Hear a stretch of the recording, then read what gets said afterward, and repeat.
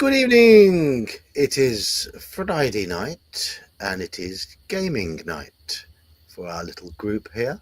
Well, it's all very quiet. Normally people have popped into chat to harass us, but it is all fairly quiet. So we haven't heard yet from and he has put down that he's available, but we know that he has to wangle his work to be able to get to join us on a Friday. So hopefully, fingers crossed, he'll be here. Hello, Halakar. Hello, Iman. Hello, Time's Up, Joker in disguise. So people are coming in now. We will be continuing the masterwork of Nicholas Forby. I keep trying to say Nicholas Nickleby. We're British, we know why. Mercurius, you star, Mercurius. Thank you, sir. Thank you, good sir. We weren't hinting, honest. Do I ever drop any hints about give me money? No, but they just happen to happen. They just happen to happen. Yes, yeah. It's what is. I'm just happy when people. I'm happy when people do. I'm happy that people think I'm worthy of a few quid here and there. Indeed, you are. It's nice. It is nice. So, chaps, how are you? How are you feeling tonight? How are you doing? You all okay? Yeah, more or less. As long as the other phone doesn't ring, yeah. Yeah. I will pre-warn anyone. And Andy is on call with work at the moment, so he might have to take phone calls and do a bit of work-related stuff. But it's one of those things, isn't it? It's one of the things you get paid to do, isn't it, Andy? It is. Yes. Hello, Palmetto. Hello. How are you doing? So I have started the event on Discord, so Nosorian should have a notification coming through, but he knows anyway. So. John, are we on roll 20 or no? We're on Albert. Okay. Yeah. I'm sorry. One thing that might be catching people out actually is the change in clocks. What time is it at the moment where you are, Daniel? 5:04. Right. Okay. Yeah, you're 4 hours behind us. Yes, or an hour later than usual. Normally I'm 5. But Yeah. Because you change your clocks at the start of March and start of October, whereas we change ours towards the end of those months. Correct. Yeah. But it's just to make life a bit more difficult. Well, if you guys would switch over to the proper time, everything would be okay. Yeah, we should just stay on GMT like we are at the moment. Yeah. Like everyone else should GMT be. is perfect. Yeah. Why have you changed? I think it's all pain in the ass, to tell you the truth. Everybody ought to be okay. It's 12 o'clock somewhere, and just go by that. That's like the whole of China is all in the same time zone. Correct. Exactly. Yeah. Which is insane, but whatever. Yeah, it could really be 3, couldn't it? 3 or 4, the size of it. But Russia has what, 11 or 12? Russia's got a lot of time zones. Yeah. But they're all liquored up on vodka, so they don't give two shits anyhow. I believe, though, if you take into account various territories around the world, it's France that has the most time zones. Oh, yeah, if you go by their colonies and stuff, yes. All the little islands in the Pacific and everywhere, all that sort of stuff. Yeah. I think France has the most time zones. 7:04 a.m. Saturday in Queensland. Someone's even early riser or couldn't sleep. Mm-hmm. Yep. He's always up early for our streams.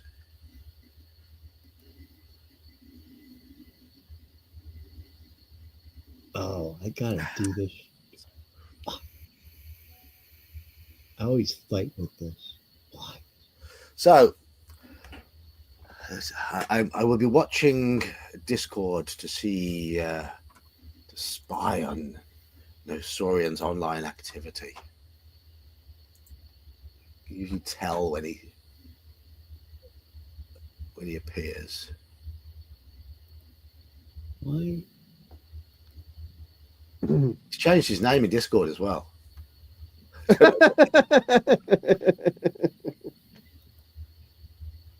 Cheeky bugger. Spreadsheet extraordinaire. Yeah. You wake up at 4 a.m. You lunatic. You absolute lunatic. 4 a.m. does not exist in my world. Now, the last time it existed, I stayed up until 4 a.m. But I don't wake up at 4. Oh, Where does he live? Australia. Queensland? Yeah, Queensland, Australia. I typically wake up between 3:30 and 4:30. Normally around 4, quarter after 4 is about when I wake up. I'm a night owl. I'm trying to force myself not to be so much of a night owl because I know it's not doing me any good. But I can rarely get to sleep before 2 a.m. John, can you send me a link, please? I know.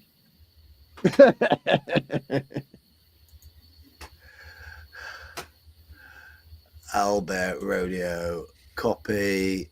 Find Daniel on Discord. Thank you, sir.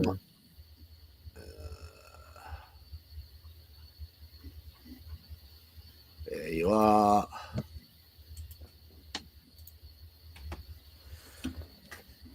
There you go.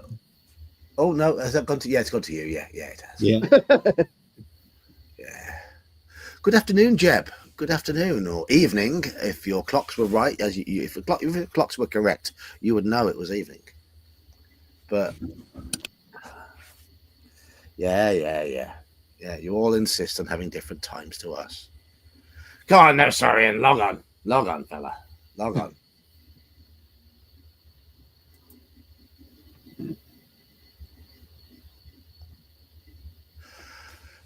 I have watched the odd review by Critical Drinker. Once I was a follower, but I don't really watch many films, so what he talks about doesn't really appeal to me. So I have seen some of his stuff from time to time. I'll have to look them up. He's a very straight talking Scotsman who does film reviews. Cool. You think you and Braveheart should be interested then? Yeah. I could imagine, yes. He probably rips Mel Gibson right to pieces. Yeah, very probably. That's so right. Listen.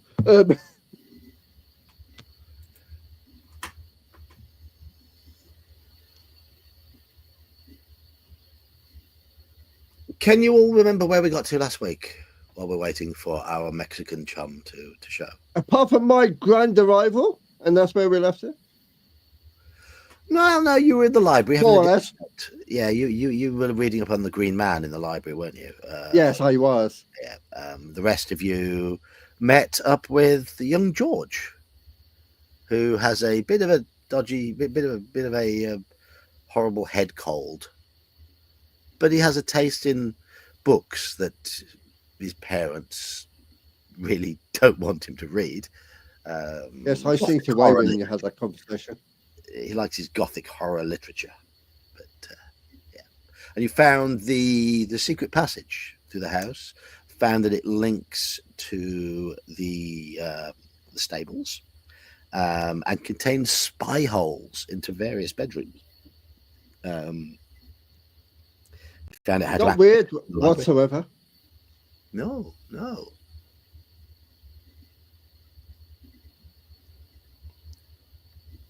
And we did see the Green Man or whatever it is.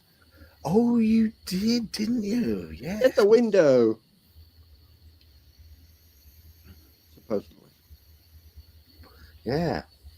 And it gave Harold a nasty turn. Yeah. It really wasn't very well after seeing it. And yeah, that was pretty much what it was last session.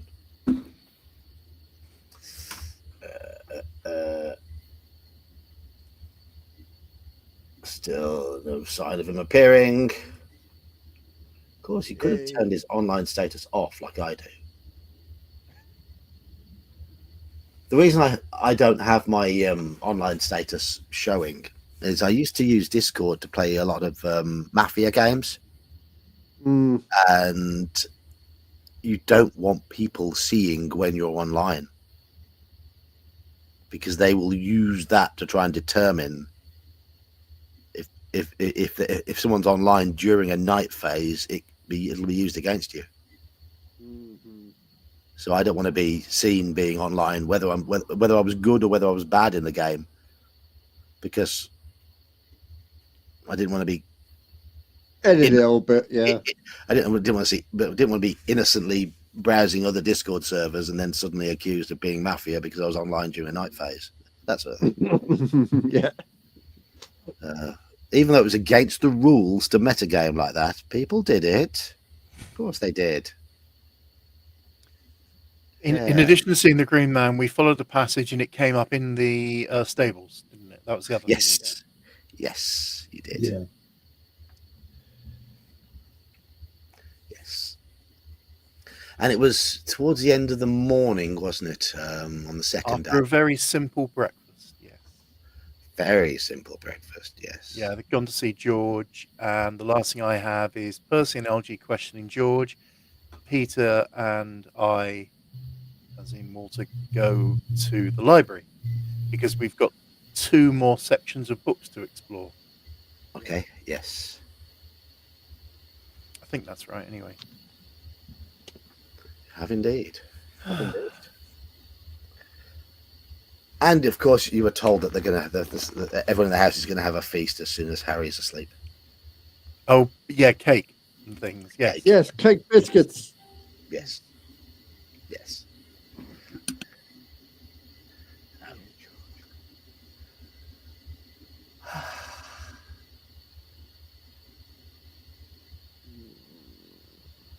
Did you do any gaming last? Your Thursday game, is it happening at the moment, Andy?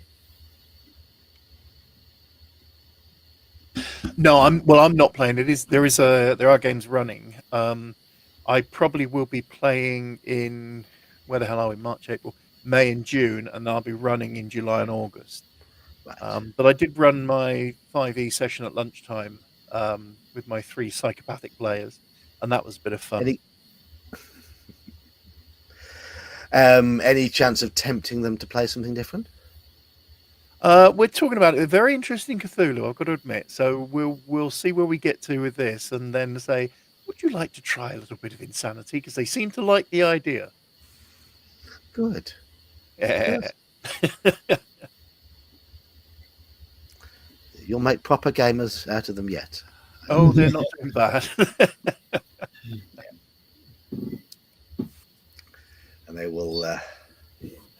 they will be addicted as we are.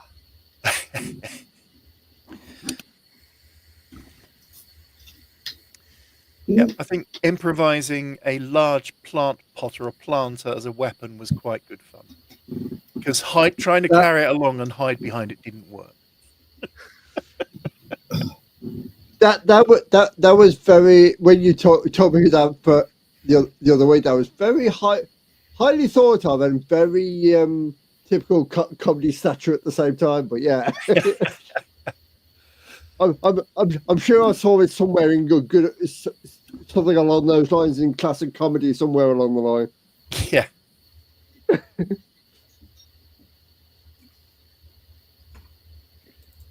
Probably something like Terry and June, probably. Yeah. Terry tried to hide.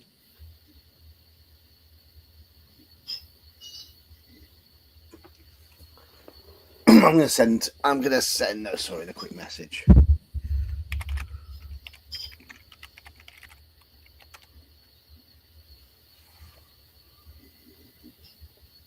Talking about Mafia, it's been a long, and talking about Mafia and Nosaurian, it's a very long time since we've done Mafia Online.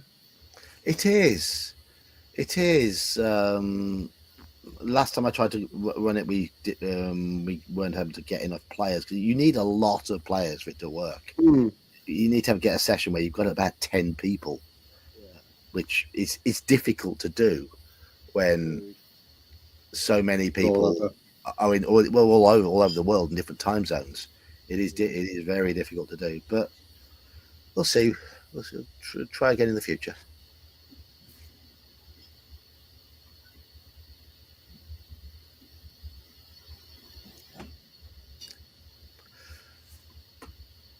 I know some people who've played the Firefly game and they really like it, and they were trying to get me to play it, and I was like, it's sci-fi.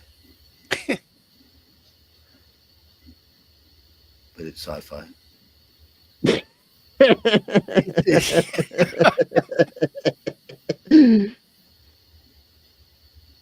And they say, oh, but blah, blah, blah. I don't know, but it's sci-fi. Have you ever seen the TV series? No, it's sci-fi. You'd probably enjoy it, actually, John. I think it is sci-fi, but it's one of the toned down the versions. early episodes, apart from the train job, is they have to transport a hold full of cattle somewhere. It is really a cowboy game in space. Are they in spaceships? Do they have futuristic stuff in there? If yes to those, then it is sci-fi. I didn't say it wasn't. Yeah. But it's fun characters. It's well done. So. Yeah. So I'm stuck in me ways. Really? You'd never have guessed on Wednesday, would you?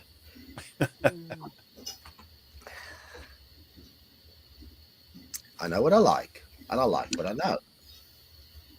And yet the TARDIS is a police box. It's perfectly setting for the Earth. No, it's really a spaceship. So that's only when you get in and get kidnapped, that's the only time you find out. Until then. Hello, Bishop. Would you ever play a cyberpunk Call of Cthulhu? Ooh, that's an interest. Well, there are futuristic versions of Call of Cthulhu. Delta Green could be, couldn't it? Anyway, so yeah. There are far future ones as well. So yeah.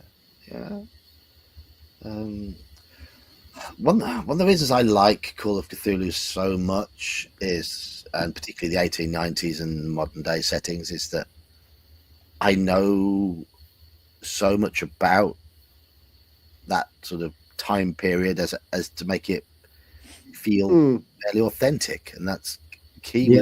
That's understandable. Yeah.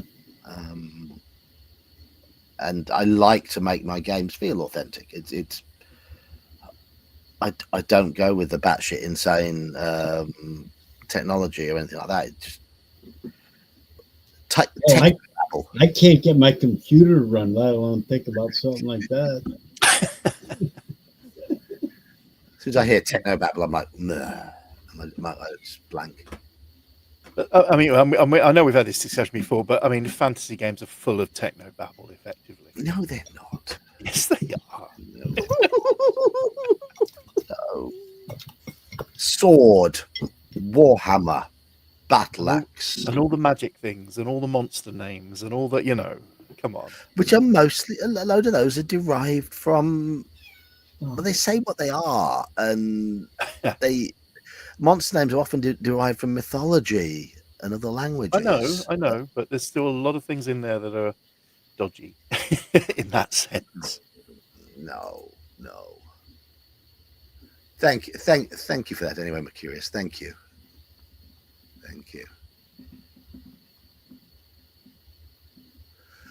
Well, Mage started that last year when he got me to watch the 13th Warrior, and he's threatened to do other ones this year. I haven't confirmed with him I'll be coming yet. That's a good, by the way. He might turn around and say, "There's no room this year," but yeah, if I go to Canada again this year, I'm sure he'll force me to watch more. Because we did the touristy thing, that's the sightseeing. in a day in Toronto, going up the CN Tower and things like that, and a day at Niagara Falls. Woohoo! It's nice. I may be safe from getting a call. That's good news. Excellent.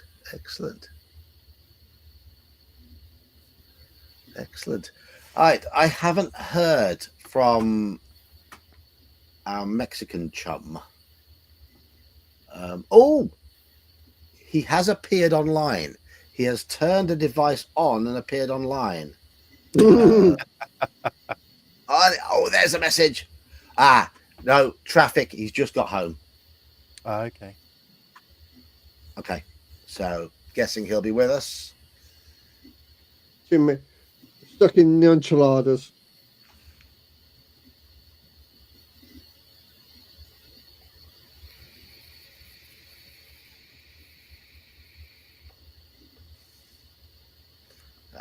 Yeah, we'll give him a few minutes to grab a quick bite to eat.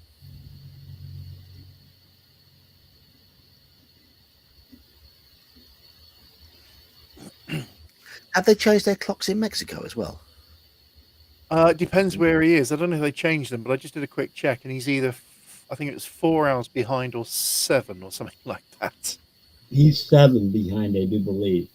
Is he? So he's Tijuana sort of way or whatever it is. Correct. Yeah, he's on the western side. Okay, yeah, so that'd be 7 Yeah, it's hours, close yeah. to the US border. He did tell me which city he lived in. It's a fairly big city, not too far from the border with Texas.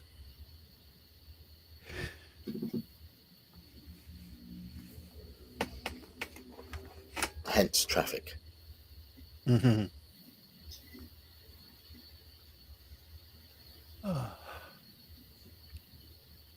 That's the other good thing about where I live. I don't have to deal with traffic. You just have to deal with potholes.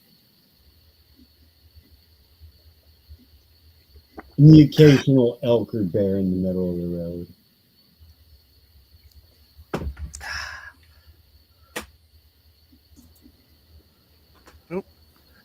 Yeah, he just sat down, and as I clicked on that, he just got up. There he is. There he is. Hey! Hey, Good afternoon, evening, whatever.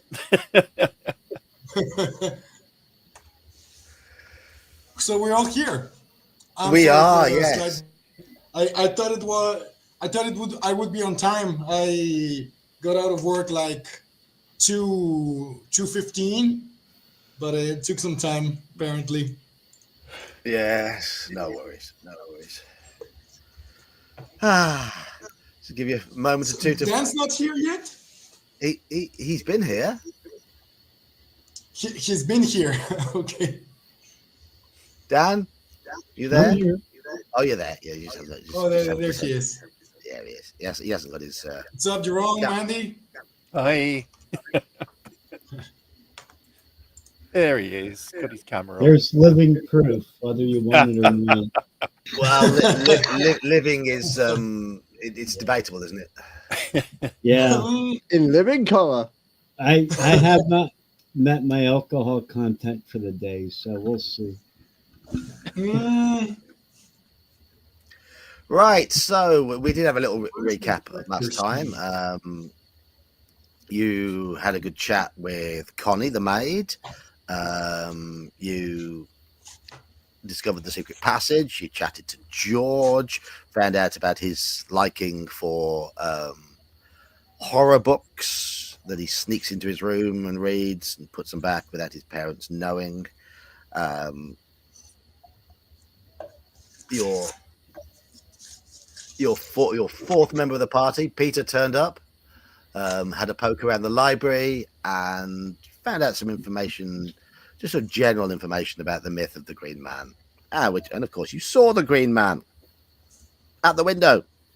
We And did. it scared the living bejesus out of poor Harry, Yeah. who is in a bad way again.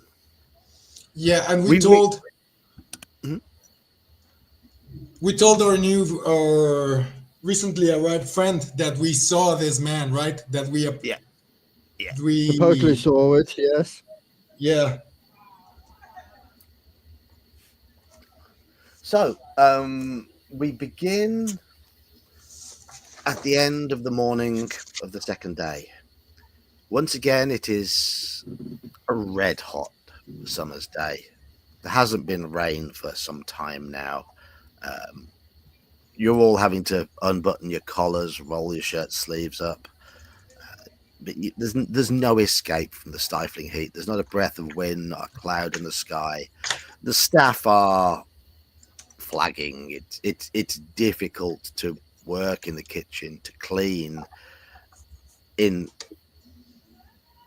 this sort of weather. Particularly when everything's boarded up and there's no air moving through and whatever else. Absolutely. After a very, very plain lunch of consisting of chicken soup with bread and butter, Harry excuses himself and makes his way with difficulty up the stairs to his bedroom. He needs more rest. Last night stressed him out, and you can see he is very much on edge today. As soon as a snoring sound emanates from his room, the staff all get excited.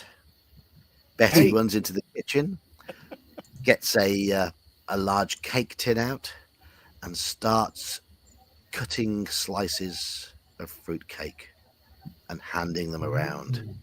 And she brews a nice strong pot of tea rather than the weak nonsense that Harry forces everyone to drink, and even offers you sugar and cream to go with it.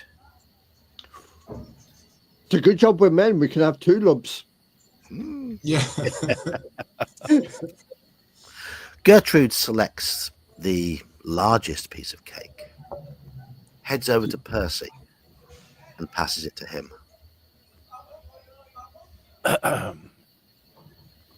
Oh, this is just the cake I like, Gertrude.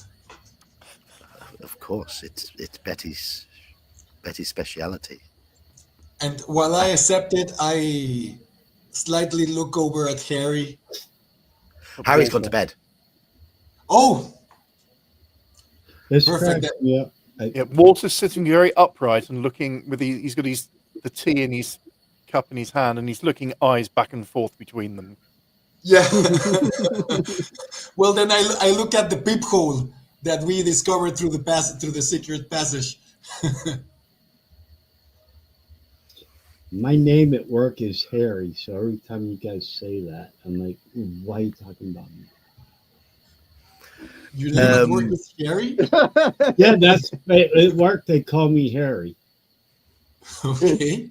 There was a guy that worked there years ago whose name was Harry, and apparently I look exactly like him. Oh. So Yeah. every time you guys say Harry, I'm like, what? What? So we've got a Harry and a Dan in this game. Yeah. Is this where we find out the Green Man turns into a Bigfoot? So even young Peter is down there, and he has a big bowl with fresh cream tipped over a big chunk of fruit cake. He's digging in with a big smile on his face. He's wearing as much of it as much as he's eating it. It's all over him. he's grinning away and he's saying, "Thank you, Betty. It's lovely as always. Thank you." You're obviously feeling much better, young man. Yeah, very good. No, I still feel awful, but the cake is good. Oh, you know what they say: feed a cold, starve a fever. And I don't think you've got a fever. You've definitely got a cold. You hear the front door go, and Gertrude calls out to John. John, is that you? Yes, my dear. Yes, my dear. How did the interview go? Not good. Not good. As soon as they found out I was on army leave and thus would only be a temporary position should should it all kick off in Europe again, they weren't interested. Oh, such a shame. You keep trying, keep trying. Yeah.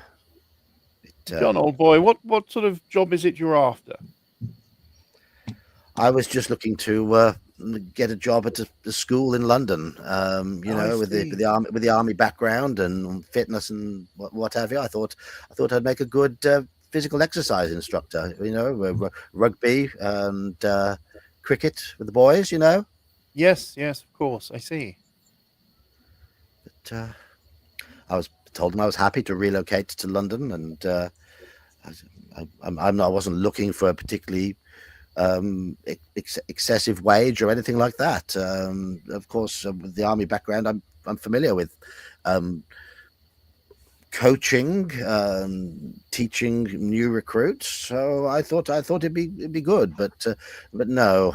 As soon as they found out that I want to leave the army, they said with all the issues in the Balkans at the moment, they couldn't risk it.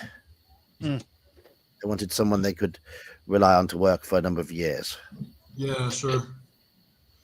So you're not gonna lie, you would need to look for another line of work, maybe one that is more temporary. Temporary work doesn't pay, and it tends to be quite demeaning. Can be the meaning. That is right. But well. I see you all tucking into Betty's fine fruitcake. Is there any left for me? And Gertrude cuts him a slice. Passes him a slice. Pours him a cup of. The tea is really stewed by now. And he seems to perk up, and as he gets the cake down his neck and glugs the tea down. Excellent. Keeps the days going. I mean, those dreadful dinners that Harry insists on us all eating. It's good to have something a little more exciting from time to time. It's a shame you have to bake. It's a shame you have to bake these when he's unconscious. She's like, Betty's like, I know. It's we have to be careful, don't we? I mean, of course, Harry's paying for it all, so. She raises a teacup and goes, to Harry. And takes a big. Everyone goes clink clink with their teacups. And to Harry. So Gertrude turns to you lot and says, so have you learnt anything yet? Nothing conclusive. I suppose I look over there at the doctor. Joker, that's you. Yeah. What was your first name? Peter. Peter, right? Okay. I would think of Peter. See, Peter, I suppose you seem to have spent quite a time in the library. I haven't really managed to find out anything apart from the local. It's a local myth on undecided if it's truth or not. Some people believe it's woodland being, or from that to a hairy man, symbol of old gods. I mean, we were going to go and have a look at some of the other works that are in there. We didn't have a chance yet. Yeah, I was going to say. No, we have got another side to look at. Yes. Can I use my library skills and go through their library and see if there's anything further on that? I can do that while they're chatting with the other person. Absolutely. I mean, I think the plan was for the rest of you to go to the library and spend the afternoon there. Yes. If you'd like to go there early and make a library use check, you're more than welcome. Yeah, I'll do that, and take a couple crumpets and a pot of tea and make the day of it. Yes. Actually, no, I'm going to grab a couple ales and a couple sandwiches and make a day of it. Okay. Yeah. All right, make your library use check then, Daniel. All right. Gotta wait on the abacus. I'm sorry. Yes. Are we all following him into the library, or are we already there? Well, Peter and I were going there Yeah. while, while Oh, Percy and Algie were definitely. questioning George. Oh, Okay. I'm not still at Owlbear. Okay, so yes, make your roll, make your library use rolls. Is that a pass, Daniel, or not? Yes, it is. Well done. Okay, By and 4. Peter's round. Okay, excellent, excellent. Okay, There I am. the next section of the library, moving got around books in it. logically. Yes, it's got books in it. Yes, is Alistair's books, and there's a lot of books on fishing and things like that. Seems he wasn't particularly into fiction. There was a little bit of poetry, but you do discover that he also kept diaries, logs of his thoughts, his feelings, things that were going on in his mind. And skim reading, I mean, it would take a long time to really study these diaries, because his writing style, he seemed to fancy himself as a bit of an artist, a bit of a poet, and he's quite flowery in his writing. But skim reading, you get the idea that he began life as quite a jolly soul, quite innocent in his outlook. And Baines, the elderly manservant of his father, was by his side. He described him as more than a servant, more an honest guardian and a sober friend. And when Baines passed away, Alistair was clearly affected by it. He lived a generally idle and quite gentlemanly life, but then he married a woman called Rhoda Trevelyan, and she was quite wealthy. And her fortune propped up what money he had left, so he didn't have to dig into his what his father left him too much. The birth of his sole surviving heir was Harold Alistair Nicholas Forby, Harry to you, and he mentions his pride in his child coming along at the surviving childbirth. His hobby was very much researching his father's documents and looking through local rumours and things like that for some clue as to the location of the family treasure, which you can gather from his diaries that Nicholas taunted him with this when he was a child, without actually telling him what it was or where it was. His last summer was a very hot one.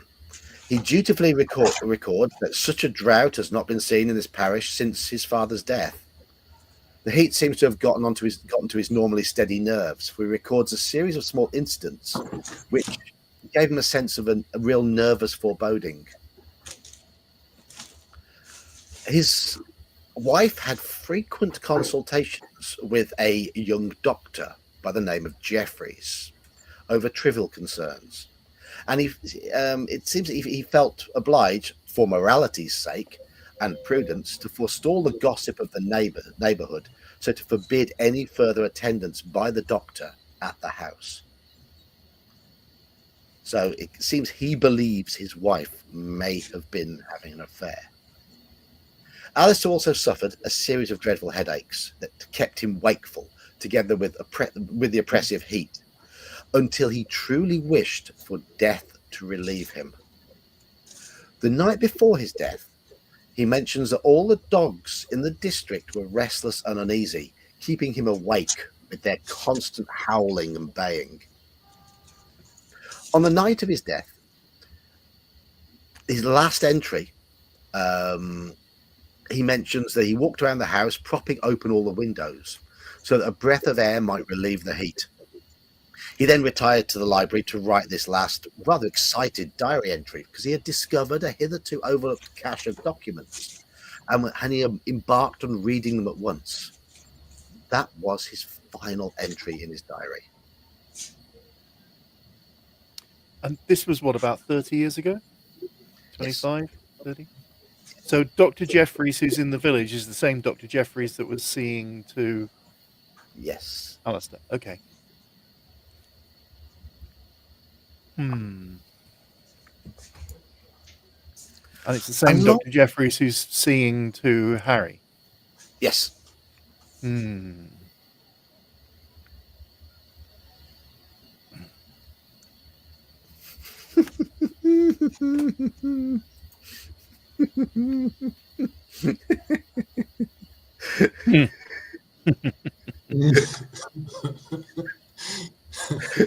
Dan hasn't seen that yet. No, he hasn't. Daniel. I mean, Windows 98 is pretty cool, you know. What's that? Look at your screen, Dan. Okay, what about my screen? Look at the It's message on from the- Halakar. Yeah, I'm seeing it on the StreamYard anyway. I don't even know if I have Windows 3.1.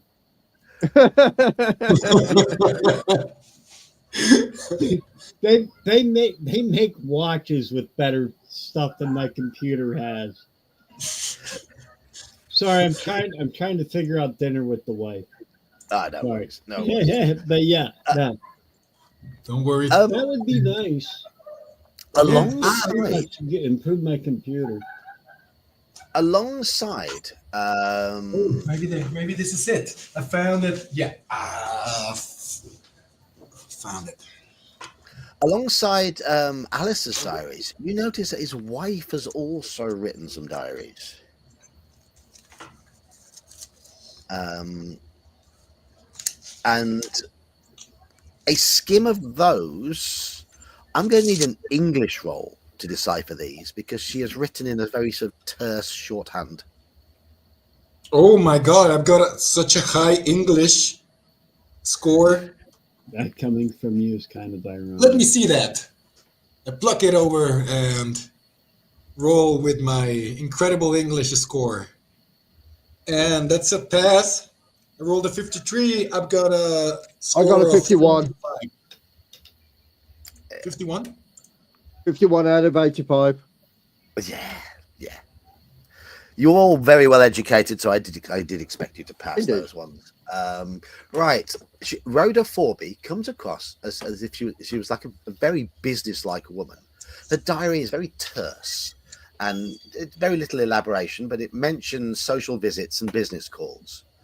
But there are a few notable items that she writes about, and she writes about these in a very sort of abbreviated manner, as if she's sort of almost a form of code. Fellow doctor writer. It's clear that she has an uncommon level of tenderness towards Dr. Jeffries. He visits many times, particularly when Alistair is laid low with his headaches. It mentions that Harry, while home on holiday from school, found his father's body, and he was understandably terribly shocked.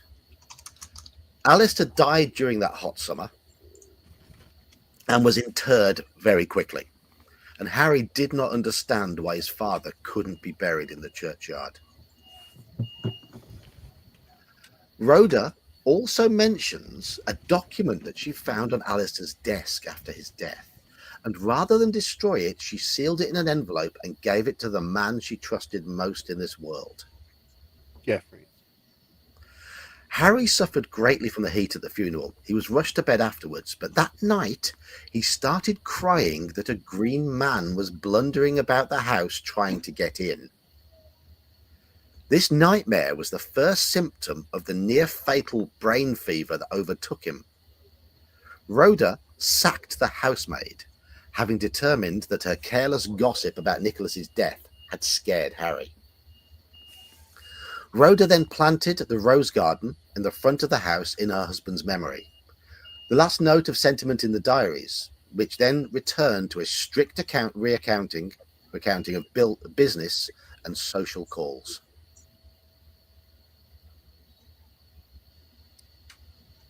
That is a weird change of subject. So the document that she sealed up was given to Dr. Jeffries? Did it say that? It doesn't explicitly say it. She just okay. She just says, "To the man I trust most in this world." Okay.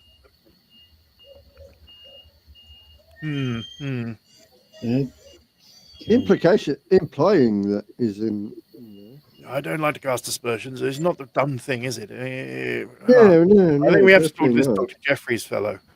Peter, perhaps on a pretext that as a fellow's, medical man and a friend, who'd like to get a better idea about, what's going on with Harry and that. Yes, I mean we could both. We could both go talk to him together, and obviously me being having the advantage of hitting him from the doctor's side.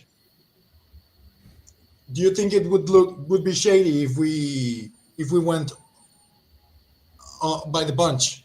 If all of us went with the doctor? Well, I think we're all friends. I don't see why not. I don't know. We could. Maybe it would be better if we all didn't show up. You don't want to look like you're trying to bully or intimidate. You know what I mean? I know what you mean. Agreed. We want to sort of slip in the conversation about what this document is somehow. Yes. I mean, maybe if we go down the pub, have a 1 pint, and drop in. Maybe invite the good doctor there. That works. Yeah. That would look natural. Yes. Yep. That's cool. So I'm sure Peter, if you go and have a chat with him, he's invite overdue him a along. break. Yeah, I'm sure he's overdue a break. Fresh air and all that. Maybe John can come with us. Yeah, I wouldn't be surprised. Come with us.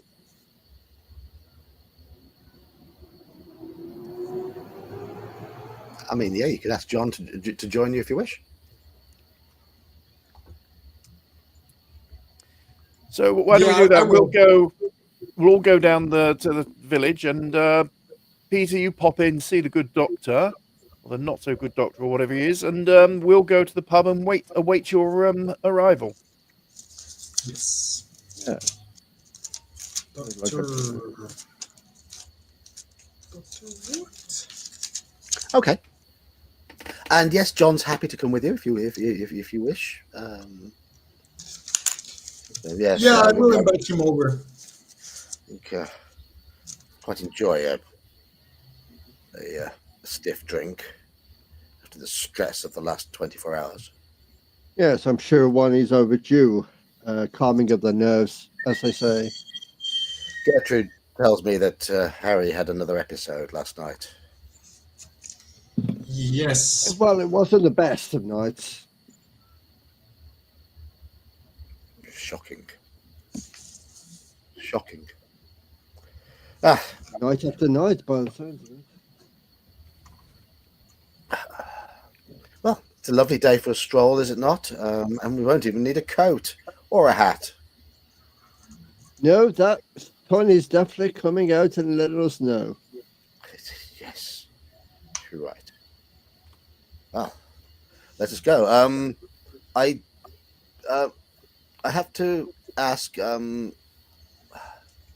don't have any money.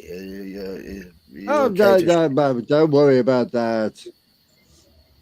You okay? You okay to shout me a drink? Yes, don't worry about it. It's the least we could do for looking after Harold. Yes, any of us will. Don't worry. Okay, so yeah, you stroll down into the village, and it's even though it's baking hot, it is actually quite pleasant to have a walk out in it. No real sort of strenuous exercise, just a gentle walk, and The village pub is smoky. It's very quiet in there. The barman opines people don't like to sit inside in such weather, do they? I mean, when it gets a little cooler in the evening, I guess people will be coming in. But can I get you gentlemen a drink? Local Yes, brew? please. Local brews around, all around? Or whiskey for me would be very nice. Thank you. Whiskey, Just a okay. single. Double on the One rock, of those, please. those old futtocks we had the other night. Yes, Old Futtock. Old Futtock. Oh, yes, yes. I'll have a brew. Yes. this one. That definitely sounds like a home brew. Made locally. Made locally, Old Futtock. It's marvellous. John says, yes, sir. I do enjoy a good Futtock. So, I say that after a couple of pints.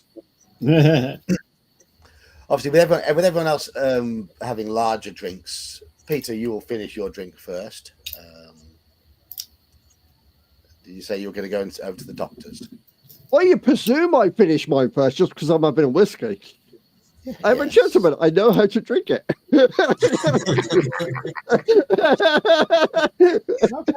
I'm not a whiskey drinker. I know that. So, Even if I don't drink it like a gentleman in reality, but that's a different question. John has a couple of swigs. He says, were you entirely straight with my sister about everything you discovered so far? What do you mean, old man? Uh, I don't know. I mean, learned men like you.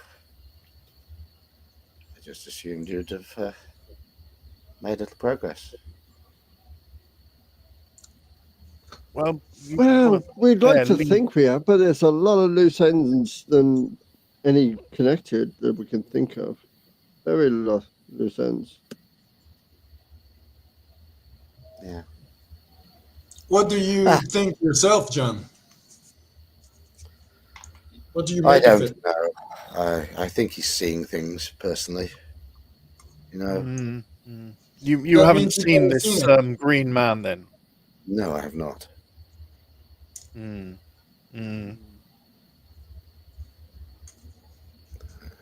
But I guess if it does exist, it's targeting him for some reason. Well, we know it does exist because we've seen it. You saw it, or you thought you saw it? Oh no, we saw something. My dear man, I saw it. It did not look like a normal man, shall we say? You all seem so sure. I guess. Oh, yeah. There This can be a guy- logical explanation or not. Of course, that might be true. Well, Trying good my luck. patience. I hope for the good of my family, your search is successful, and this green man does not get in the way.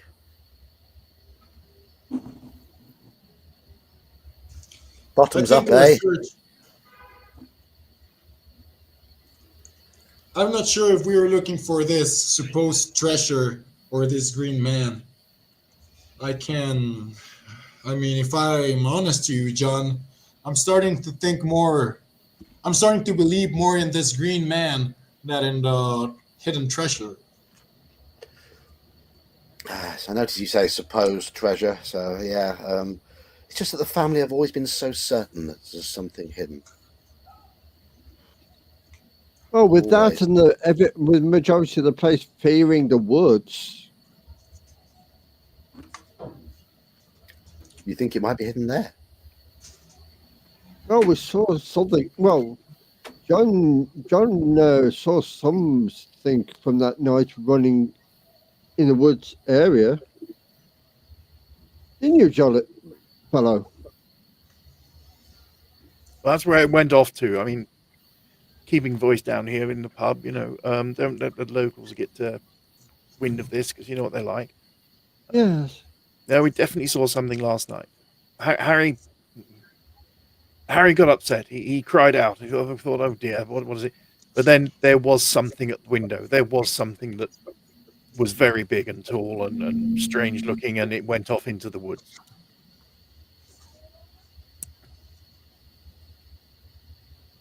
That's why I've been starting to believe in this fairy spirit theory you've read about, Peter. I mean, I've traveled abroad and there's a lot of influential people who believe in this stuff. That doesn't mean I think it's real. I've never seen anything like it or anything that would convince me that such things exist. But I am open to the possibility, and we did see something that didn't look human. I do not Whatever it believe. was strange. I mean, whether it was someone who was trying to who's pulling a prank on the old boy, I don't know. But it was I would something. believe that, but I am not sure that these locals would have such a high production value to pull up John, such does a disguise. does he's John saying does they're John not look smart enough surprised at to this do it. statement about us seeing it? Yeah, he does. He does, and he says, I spent a couple of years in the Somme, and people there claim to see things all the time. I just put it down to dodgy rations, stress, fear. In the song. Well, what Maybe about a- your unexplained experiences? What unexplained experiences?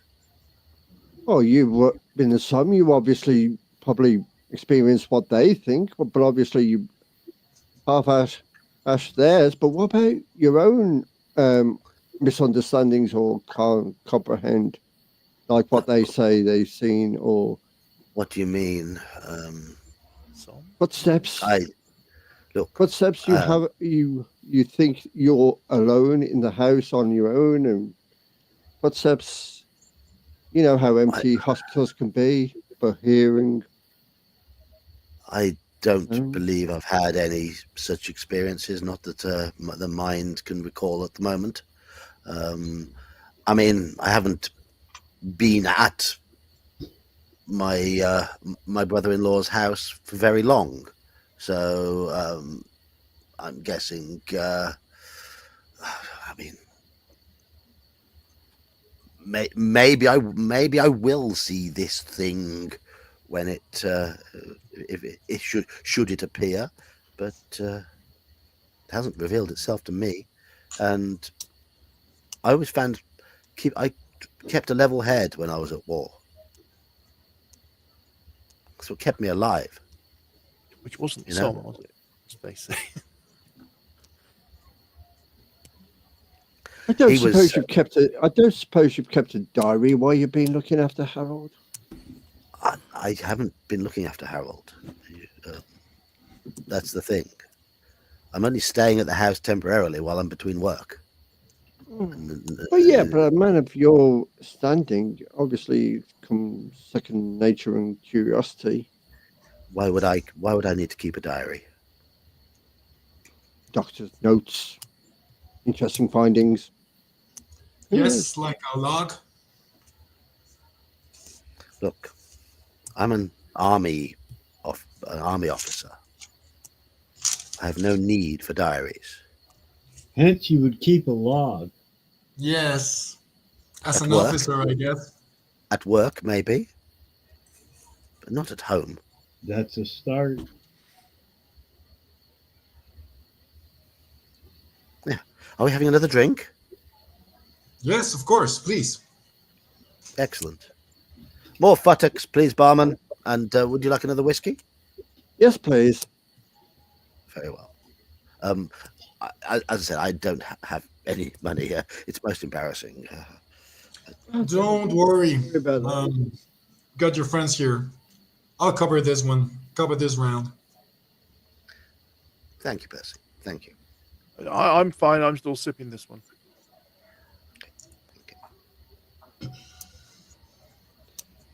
Barman comes over and goes, couldn't help but hear you've been talking about the local legend. Oh, Spooky, isn't it? well, we're more like asking about it. We'd be interested if you can tell us about it. Oh, no, I mean, I only ever thought it was seen by drunken men staggering home from a night here. There are They many who say claim. drunken men can speak truth at times, you know? Yes, they can also speak a lot of nonsense. More commonly, nonsense. I suppose so. Put an idea in a drunken man's head and it suddenly becomes reality. And he'll But swear did somebody blind. put this idea in their head?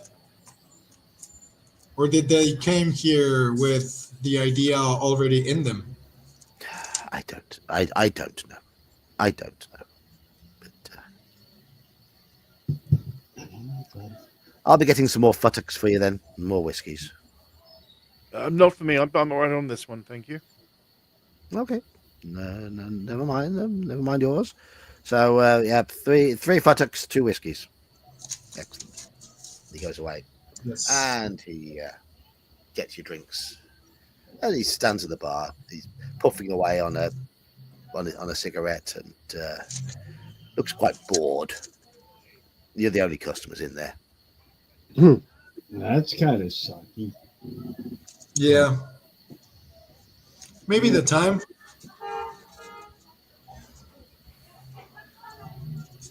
What was this doctor's name? I'm sorry, John? Jameson. Dr. Jeffries. Jeffrey, sorry. Jeffries, right. Neil.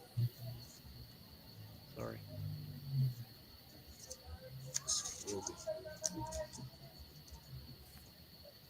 So, anything you want to ask these guys about, or do we used to move on to the visit to the doctors?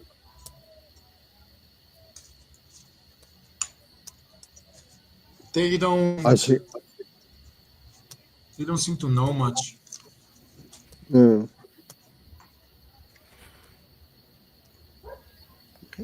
So, who's planning on going to the doctor's house? Is it just Peter?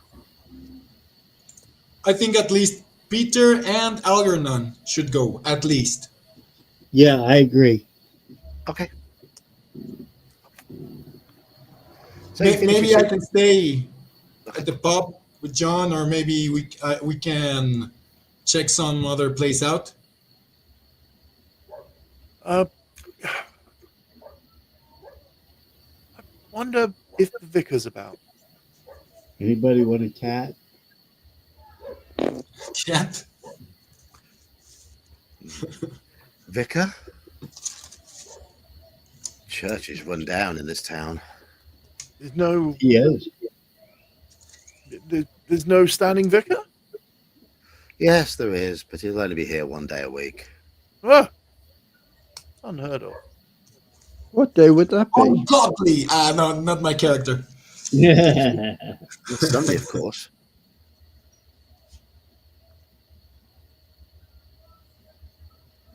He'll be here on Sunday. Maybe The a church- clerk?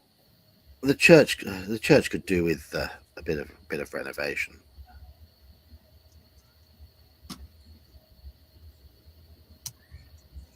Maybe a clerk? We could ask some questions. Do believe Dr. Jeffries acts as magistrate as well, so he'd be a good man to speak to. Mm. This is a What very would small you- village. What would you like to know? I am. Me bullshitting people is kind of my profession. Maybe I can That's the man. get them to talk. Maybe while you go talk to the doctor, me and Walter and maybe even John, could go check the. Do you remember we read about this casting pit in the back of the house? We did. That's true. We can go see if there's still any remains of it there or whatever.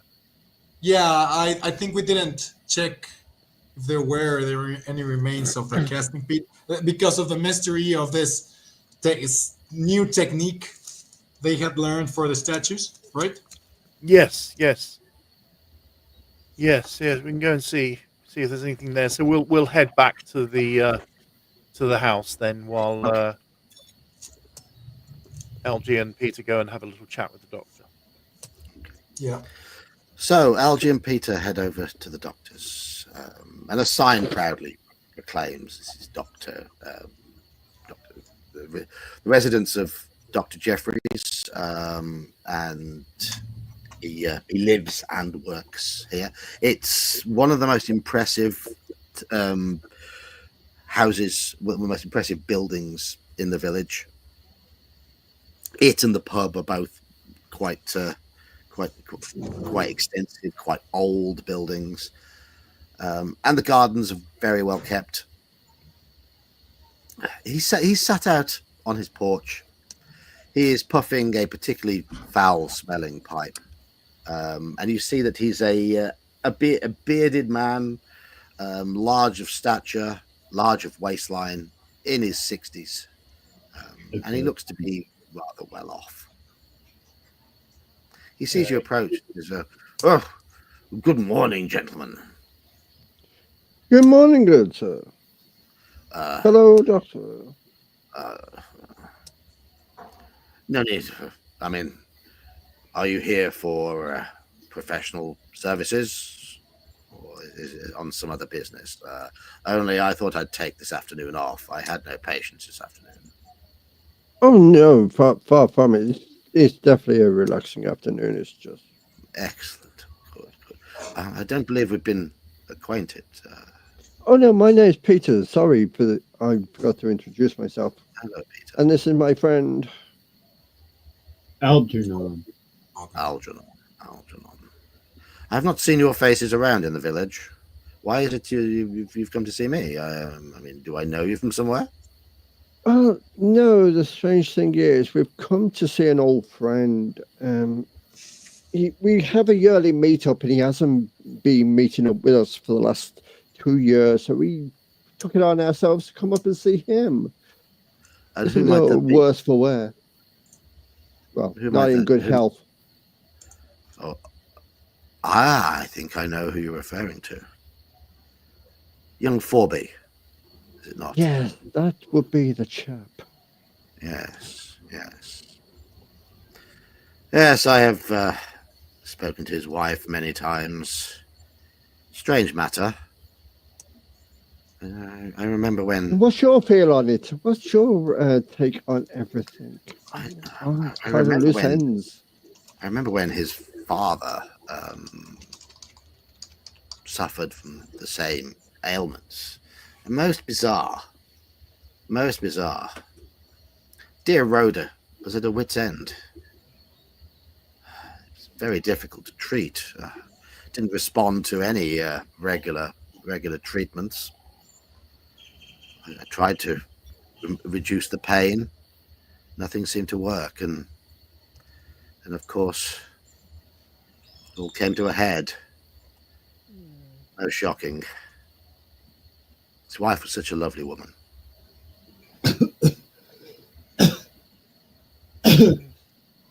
Unfortunately, I don't know completely what's wrong with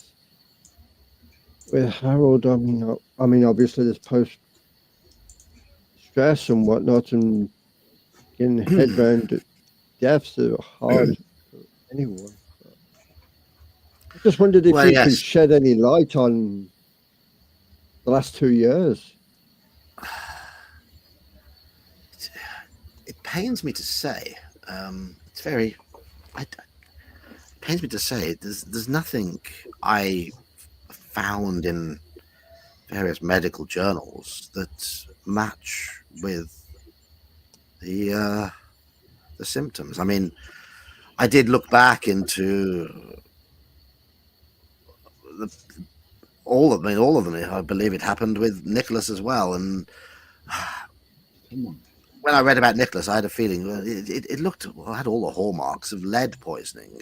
He used to work with all manner of materials, and could easily have got into his system and done what it did. I mean, that's what happened. It gives you headaches, it gives you sickness, it gives you lethargy, but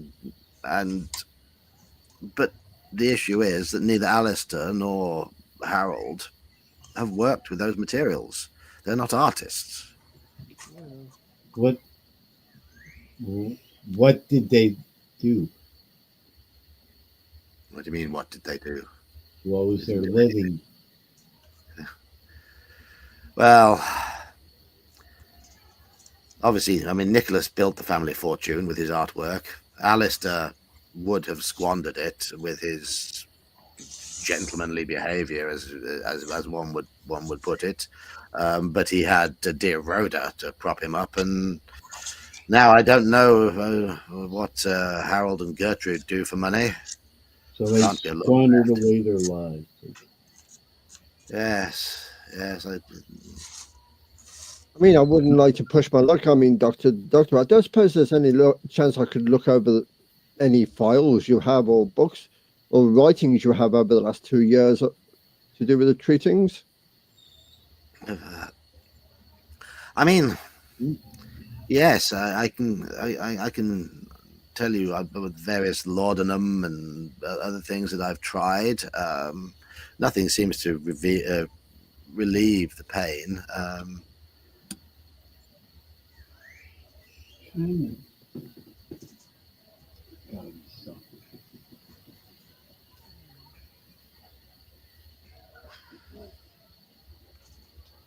Also, the other thing is, remember- what's your take on sorry, Doc?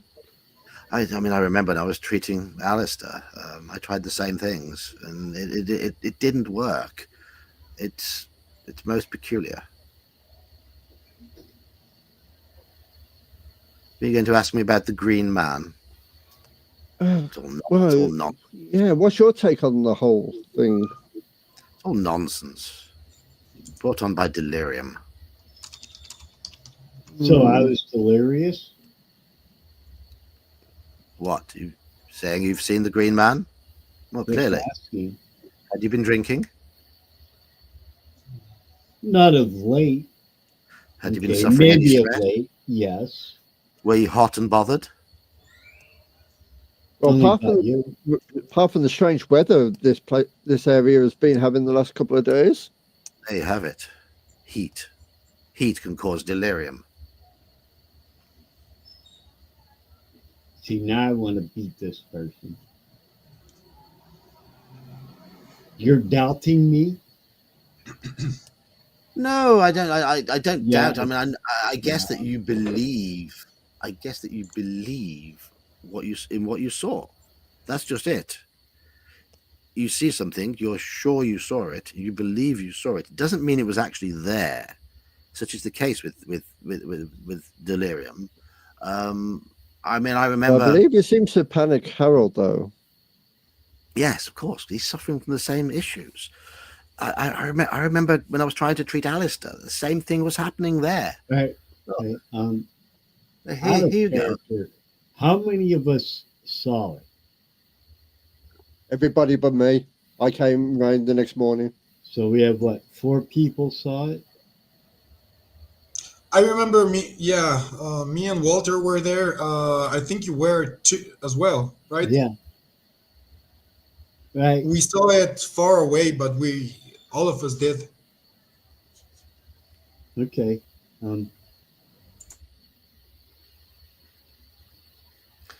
Look, I'm going to turn into a total asshole.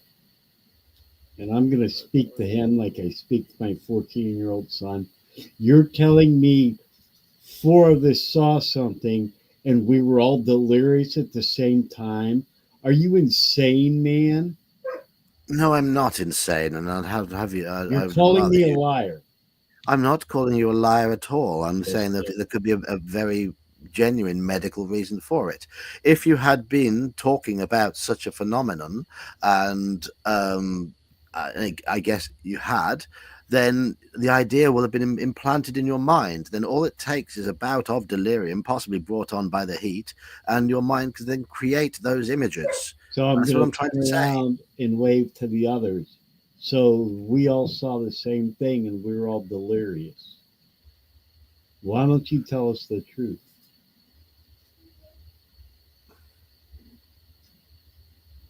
There's four. Well, will the others be leaving the pub about now? I'm guessing. Sounds about right. So yeah, you see Algae Yeah, waving right. in your direction.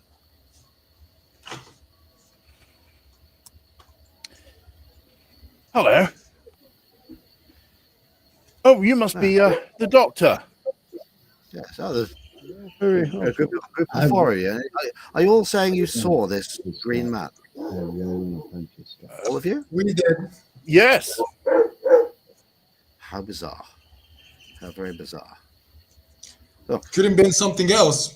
Doesn't need to be a spirit. I don't believe in spirits. I really don't.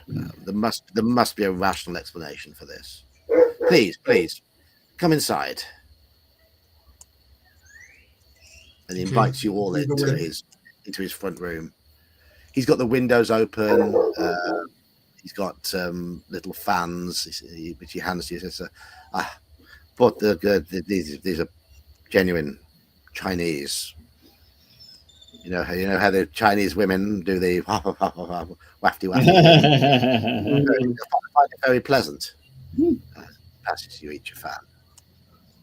His house smells of strong tobacco, and he is a heavy smoker. He's a heavy set man as well. It's about he sits down, 60 or something like that. He's in his 60s, yeah. In fact, he's not unlike your good self. Imagine your good self as a heavy smoker, Andy. It doesn't come into my brain, but I understand what you mean. Yes, yeah. Not something that has ever happened. So, but yeah, I get the idea. Yeah. Look, I mean, I will forgive the Algernon's line of questioning. You clearly have concern for your friend Harry. Very much so, yes. And a lot of loose ends. Yes. Loose ends? What do you mean? I mean, obviously, are you here purely because of Harry's ill health, or is there another reason? Well, like No. I said, we initially came up to wonder why he's not come to our yearly meetings for the last 2 years. And Yes. now we found out why he hasn't. Now we're just trying to get to the bottom of everything. We have been surprised by some things we have found out that we can't quite make out about Harry's ascendancy, about his parents and his grandparents. Yes. Also somewhat concerned about the well, you obviously know what happened with his father because you were the doctor at the time, weren't you? Yes, I was. Yes, and it was most unfortunate. And it strikes me from what we've read that it was similar, a raging hot summer like this. Yes, it And was. similar. I remember back old Forby's death certificate. Obviously, for legal purposes, it was signed with death by misadventure, but Yeah. it was a self-inflicted gunshot to the head. Alistair had suffered all of his life from severe headaches, and I think the oppressive heat just made them worse. And with traditional remedies not alleviating his pain, he was just driven to commit the ultimate deed, to take one's own life. Very, very, very sad. Yes, that sounds very logical, Doctor. I know that the heat and the stress can drive a man, but it could have been something else. That is possible.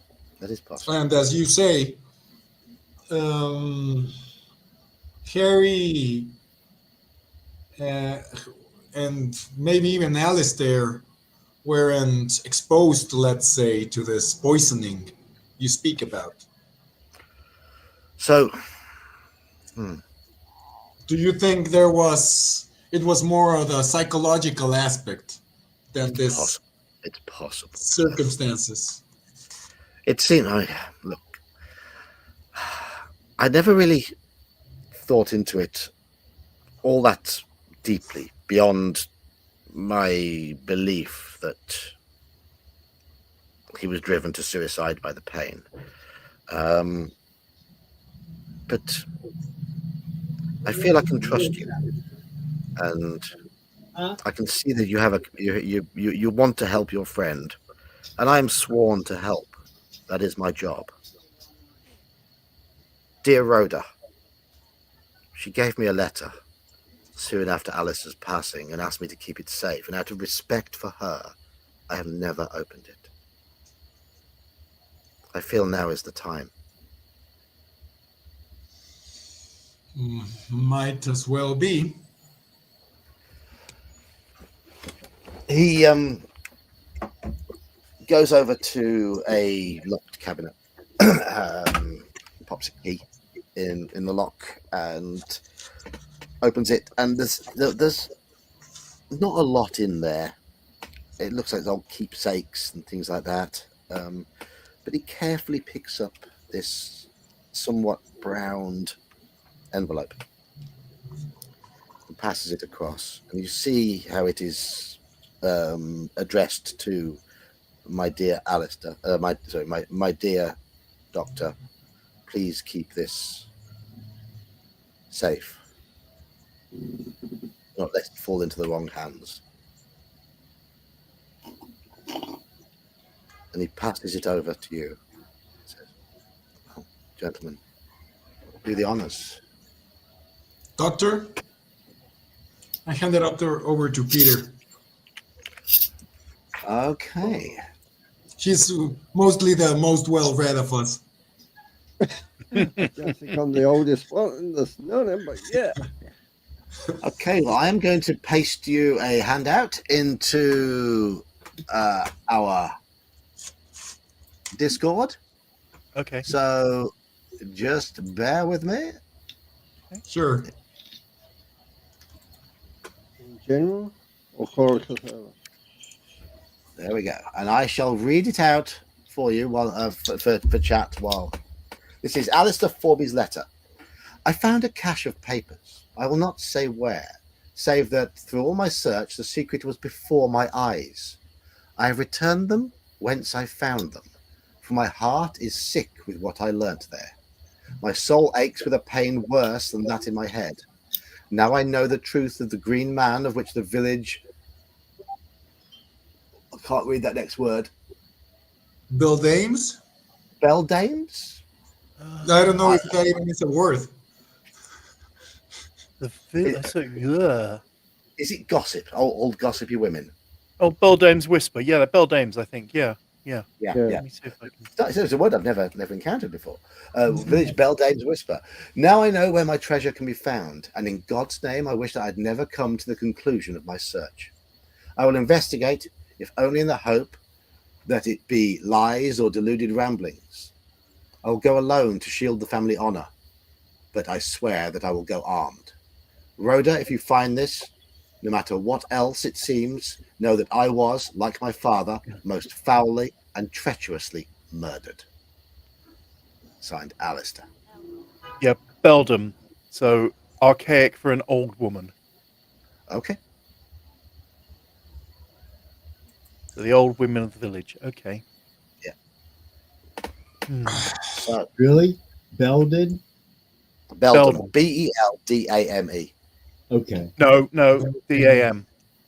Well, DAM, actually, all right. also DAME, but yeah, Beldam is the basic Well, spelling.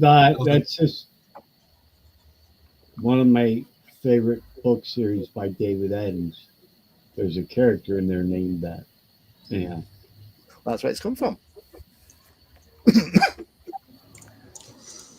Well, I don't think that solves anything. Can you At all all. make spot hidden checks as well? Yes, sir. Of course. We Oh, can try. how's that? Said spot. Oh, Spot hidden, that's yeah. mm, Okay. With fail. that incredible result Oh, from two. and from two Whoa! of you, Wow. How dare you, baby John? Finally. Finally. two of you notice a portrait hanging over the fireplace in the doctor's front room. It's a Christopher Lehman portrait, Okay. Yeah. and the doctor notices you spot it. And says, Remember, this Christopher Lehman was the person who drew the He did the Nicholas. portrait in the house. Yeah. Yes, and he's also did nasty stuff with the friend's wife. Quite possibly. So you've spotted the old portrait. Bit of a mystery, old Christopher. In what way? We've seen the portrait that was painted by him that's up at the house. Mystery, you say? He just dropped out of sight in the 1930s. Happens sometimes. 18. The painting is of the Forby house, set in a misty haze, with a woman in the foreground. Dr. Jeffrey says, I believe that woman is meant to be Alice Forby, Nicholas's wife. Typical layman. Dated 1835. And then Dr. Jeffries points, says, look, exposed. That's all layman would ever think about. Don't know that I would have wanted my wife posting for some artist chap. Never would have felt quite comfortable about, well, that. Still, by all accounts, Nicholas was a bit of an arty chap himself, eh? And he gives a bit of a nudge and a wink as he says that. Yes, he was the most peculiar individual. Of course, there was talk about myself and Rhoda. And There was? yes, the town gossips. I can assure you, our relationship was entirely platonic. I admired her, and I did propose to her. I loved her, but we could not move the relationship any further forward because, of course, she was married. I did propose to her, but she said to me that the circumstances of Alistair's death were too distressing for her to consider another husband.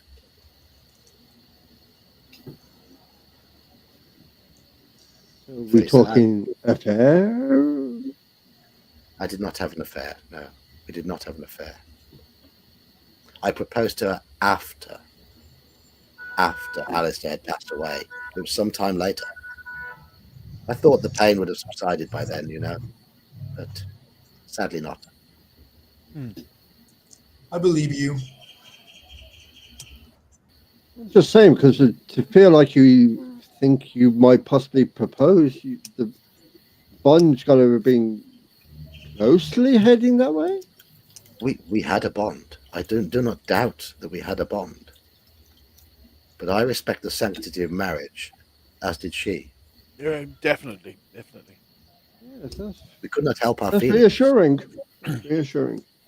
We could not help our feelings. That is natural. But we did. That's the only reason why I asked. I assure you, we Feelings. did not act upon them, and I waited 2, maybe 3 years till after that fateful day before I plucked up the courage to ask her, and she said no. I often wonder what might have been.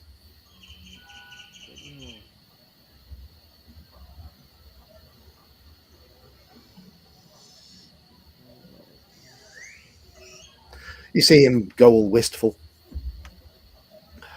Of course, poor Rhoda Does passed he away seem- a couple of years ago. Sorry, does he seem to be completely truthful with what he's saying? It sounds like it is, but Make psychology rolls.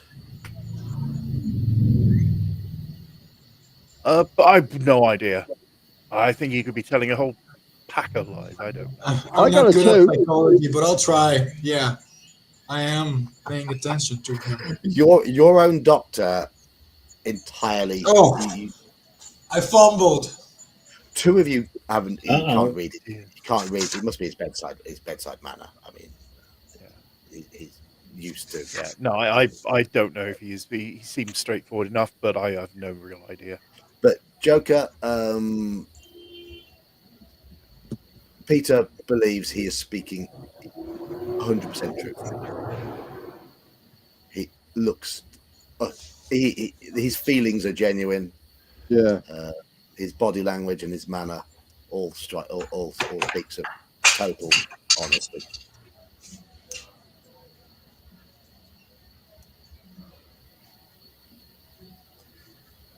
Well, Okay.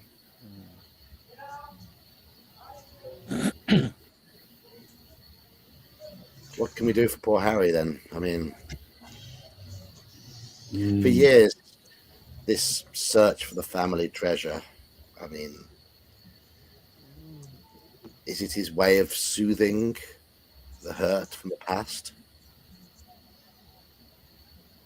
I'm not going to lie. I'm very curious about finding out what was in that box. Yeah. Yes, that is our main concern now. You know, this is just too odd. We know there's an answer there. Well, I hope to God that you find it.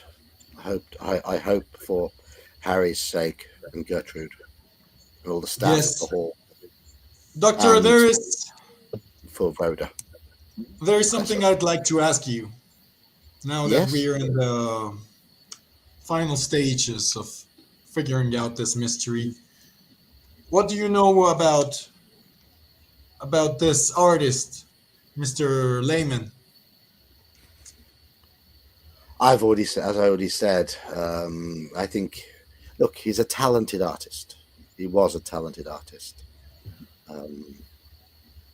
This painting, dated 1835, I believe this is his last painting. He disappeared off the face of the earth. Such is the way with artists.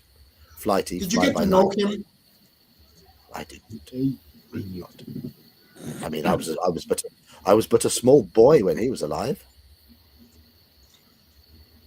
You see, I might not be an expert in these matters, but I've had this feeling that Mr. Laneman might have gotten Nicholas into some, shall we say, ungodly art forms. Shall we say, spirited knowledge? You think Layman corrupted Nicholas Forby? I am starting to think that Nicholas is like the thick of Nicholas's peculiarities started after his time with Mr. Lehman. You have been doing your research. We have, yes. You may be true. Certainly something addled Nicholas's mind from what I heard.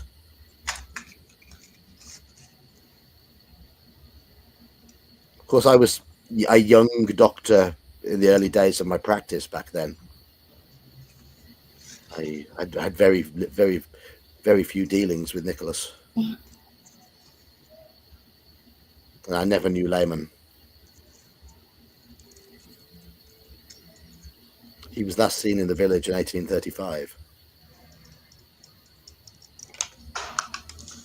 Okay, No now one what knows. happened in 1835? What happened? back I'm then? missing something, and I know it, and it's really frustrating because I'm trying to figure out what it is. As a person, is myself, I know I'm missing something, and I can't. Okay, yeah, we already knew this. I'm missing a lot, to be honest. But anyhow, there's Okay. something with the game I'm Yeah. missing, and I'm like, it's frustrating. But Doctor, considering your closeness with her, did she ever mention where this treasure, or where she was going to take her last journey to find, Rhoda? or any No. pieces of information that could help or speed You up the misunderstand. investigation? You misunderstand. Yeah, Rhoda. She wasn't looking for treasure. Rhoda wasn't looking for treasure. It was Alistair.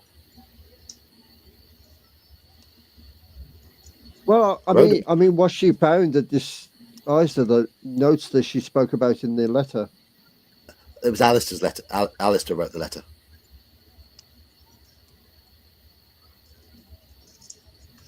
It's Alistair's It wasn't letter to Rhoda. her, basically. Yes. It was Alistair's Yeah, letter. Alistair wrote the letter to her speaking about the treasure.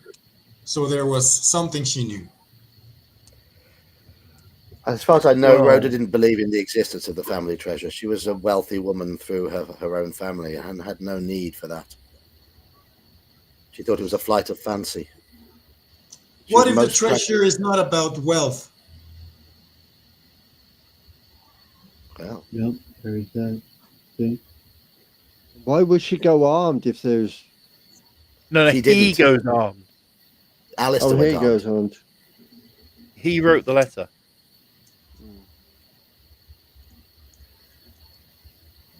I know where my treasure can be found, and in God's name, I wish that I had never come to the conclusion of my search. So he knows where the treasure is, whatever that is, but he wished he'd Yeah. never found it. But then he's going to investigate anyway. So the thing is that if only in the hope that it will be lies or deluded rambling. Okay. What will be lies or deluded rambling? What if it's not a monetary treasure? I think it isn't. I think you're right. I What think if it's something else. a woman or a property or something like that? He'll go alone for the family only, but he'll go armed. Where will he go? Because he was found in the house, wasn't he? Yes. Yes. Alistair's That's- Could very obsession. well be a person. The doctor says Alistair's obsession with the treasure was driven by the fact that Nicholas used to rib him and say he didn't deserve it. That he would have to. He'd hidden it. He would have if he had any right to it, he would have to find it. But he wouldn't give him any clues. Okay, here's the clue that you read out. You read out loud. Once that the secret was before his eyes. So it means that it should be somewhere we have already I'm looked at, so I'm to speak. thinking it's a person.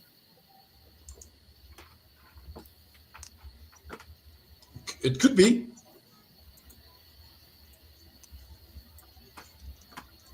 What about the kid? What about the kid?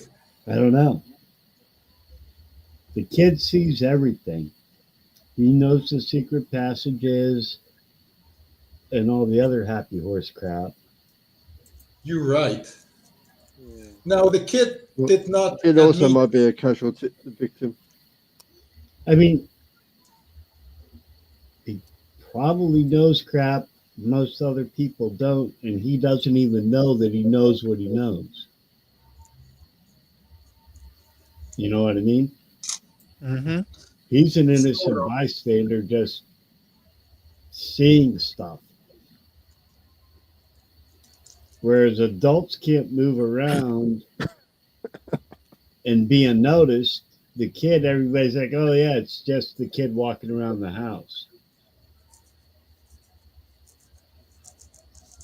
Just saying. How do you think I know everything that goes on at the plant? I'm the janitor. Everybody's like, oh, it's Harry. Who cares? And I hear everything Yeah. because I'm the Well, janitor. we have veins. That would be our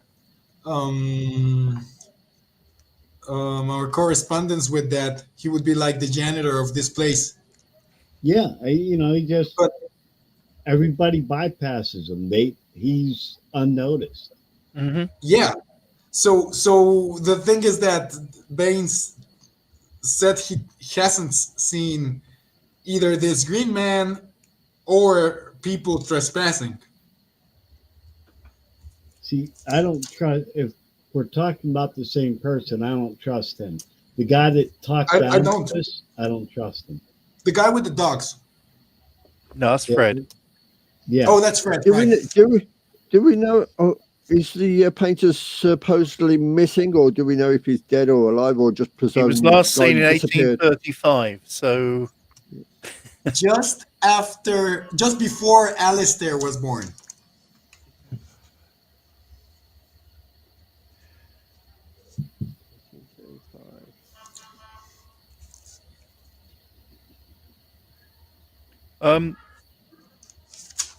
I'm intrigued by the words in the letter where I will not say where, save that through all my search the secret was before my eyes. So I'm wondering if we go and talk with back at the house, if the desk in the library is where it always was, then maybe there's something hidden in the desk or on the wall opposite the desk, something like that. Okay, yeah, that's good. That's yeah.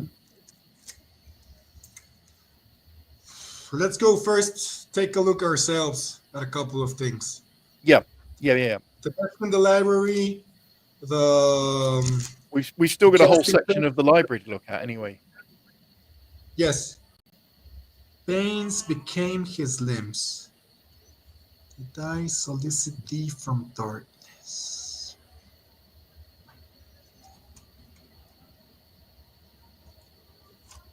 Well, Okay. Thank the doctor. Okay. Shake I will shake admit, his hand. Say yes, but doctor. Thank you very much. Everything. You're an honourable man. Okay. Do you mind I if we will keep admit, this? as The a letter. person in real life, I am not good at riddles. You give me Yeah. numbers or something like that, I can do it no problem. But riddles, I am not good at. So I'm hoping you guys can help me out on this. I think we're all going to need to help each other with it. So whatever. Yeah. Do you mind if we keep this? The letter. No, of course not. Of course not. Then we'll go back with it. And please, doctor, if anything occurs, if anything comes to your mind, then please let us know. Of Please course. send Of word. course. Of course.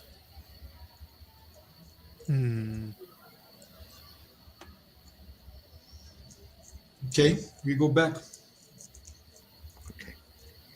So, back in the library, I'll give you another description of the library as a whole. Okay. Books cover 3 walls with bays on each side. A stepladder is required to reach the upper shelves, which rest in one of the bays. There's a fireplace on one wall surmounted by a portrait and flanked on either side by bay windows. A table with a shaded oil lamp is in the center of the room, except that table was kicked over last night. Next to the door is an ancient invalid's chair. Near the fireplace and windows is an oak desk, and a person who is sitting at the desk would be overlooking the garden. Okay. So if that's where you're looking, if that's where his eyes were, What was it's the the garden. passage again? Was that sorry? The passage.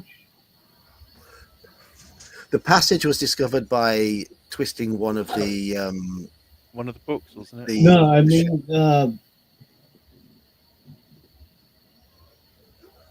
What do you mean? whatever was written down. What was that passage again? Oh. I found What a cache of papers. I will not say where, save that through all my search, the secret was before my eyes. So if he was What can sitting we at the desk, see? he was looking out at the garden. What can we see from the desk? The garden. Yeah. The Okay. garden. What can we see out there? Okay. I don't know. Looking out through that window, You've got a mist of laurel leaves in front of the window at the moment, because the laurel bushes have grown over the years. Mm-hmm. But just beyond those is the rose garden and the statues. I suggest we go down and Mm. investigate the statues. Yeah, I tell them, we come back to the statues. I believe there's something with the statues, something about the casting, something that Mr. Yes. Lehman taught Nicholas. There has to be something with it, something ungodly, I fear. Then let us go and look at the statues and then what's down there in the rose garden. Yep. Shall we? Yeah. Okay. Dude, if I actually figured this out, I'm going to be amazed. Yeah. I think that my character doesn't even believe we're going to figure this out at this point. It's just become too complicated for his mind. But I do ask about the casting pit. If we Which is at the did back go of the check house, it, or isn't it? I think. in the back of the house, that is. Yeah. Mm-hmm. Yeah. Okay. Right. The statue. I mean, the grounds at the moment are very parched and listless. There's rabbit and deer out on the grounds, and thickly planted young evergreens. Many saplings are dying from the drought, and water from the lake is used to maintain the rose garden. Hence, this ornamental lake that's in the garden is very low. The statues are all of mythical creatures. Mm-hmm. The vast majority of them have suffered with the changing temperatures of the seasons, because of the way the metal deteriorates. So limbs They're all have come metal, off. aren't they? That's the other thing as well. Yeah. Apart from the statue of Icarus, the statue of Icarus simply has a layer of verdigris. That's Okay. all that's happened. That's all that's happened to it. But otherwise, it is still in a solid condition, and it shows a naked man in a falling pose, having lost his wings. The statue itself is surrounded by a tangle of overgrown rose bushes, certainly at the bottom of the statue. That's Icarus. Yes. Yeah, which is a strange subject in a way as a statue. Yes. Yeah, he's depicted lying on his back with closed eyes and spread eagle arms. He's mid-fall. There's no trace of his wings. Shit. Okay, can I do a spot hidden? Yeah, you can have a search. Yes. All right. Gotta wait for my abacus. I'm sorry. It's probably not gonna. Okay, the abacus will work, but the spot hidden probably won't. Is the wings actually supposed to be part of the statue? Like if they're broken off, or they were just made with the statue? It doesn't look like any wings have been broken off. It looks like this is how it was made without the wings. Right. Mm-hmm. So post flight. Yes.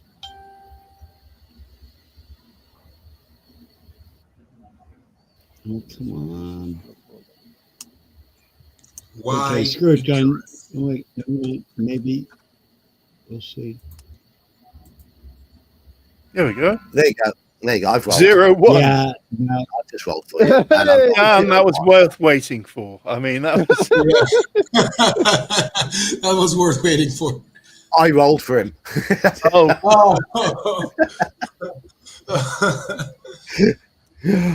Okay. In amongst the tangles of dried brambles and road and half dead roses, you do see that there is an inscription at the bottom of the statue. Okay. It reads in bold flowing letters, Icarus, after the sea left him. And then beneath that, there is the line, Did I request thee, maker from my clay, to mould me, man? Did I solicit thee from darkness to promote me?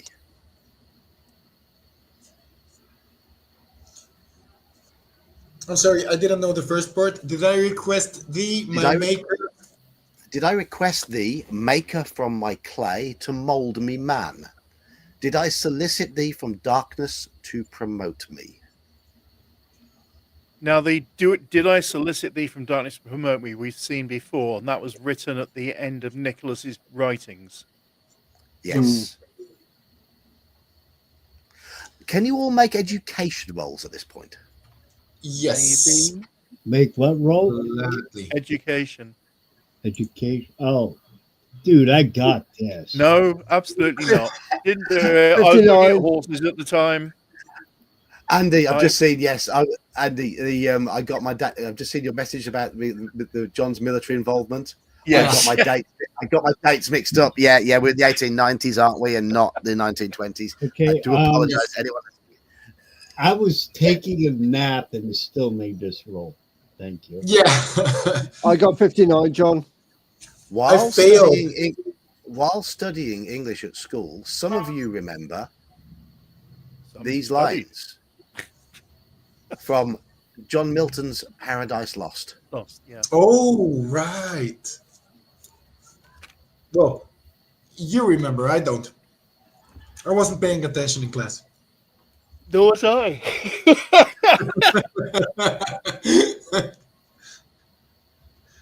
There was this young filly I was thinking about. So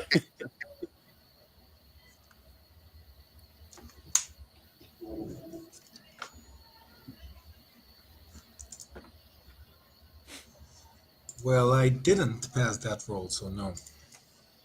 So anyone who passed that roll will recognize this line is from Paradise Lost. I take it someone says that. Did anyone pass, by the way? Yeah, I did. But Okay. Well, maybe. Whoa, I don't remember that. I think we covered it in school, but maybe there's a copy of the book in the library. Here's a little reminder as well from Sven Filker. It was written in a different hand, in his book. Yeah, someone else's hand had written it in his journal, in Nicholas's journal.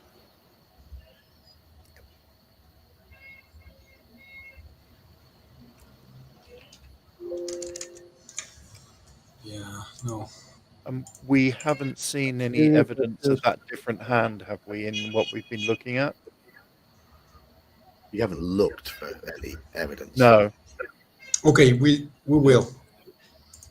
I have to ask, and I don't mind at all. I actually find it kind of humorous. Who has all the cars beeping in the background? That would drive me insane if I were you. Oh, that's probably me. I'm sorry. No, I know. I don't mind at all. It's just if I were you, I'd probably be out there with a rifle shooting people.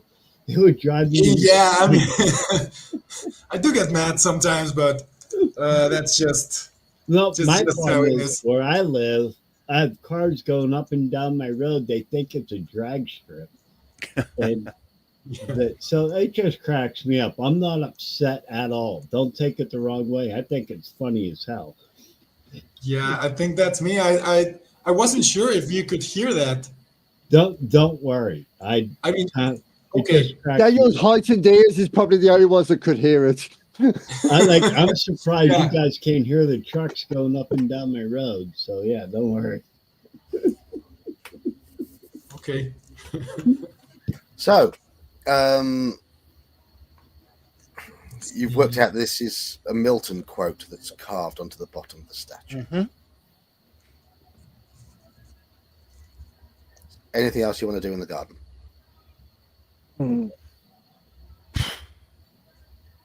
Anybody want a cat? The only thing we were going to do is look at where the casting pit was, but it's pretty much been filled in from what I remember. Yes. Yeah. You have walked around that area, and without knowing Yeah, that it without was any there, luck. Yeah, I mean, you know the general area where it was, but you wouldn't have It's if you hadn't been found out. seriously filled in, hasn't it? Yeah. Yes, Mm.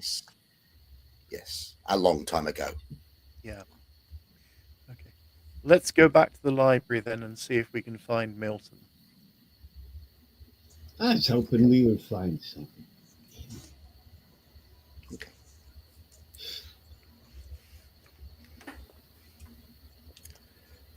No. Okay. Have a look at the journals as well to see if that hand that the one line from it was written in at the end of Nicholas's journal. If the same hand is elsewhere in the other journal, Yeah. other journals. Because I have a good library score. Maybe that would help with We all do. that. So yeah, good idea. I can Okay. put my book smarts to work again.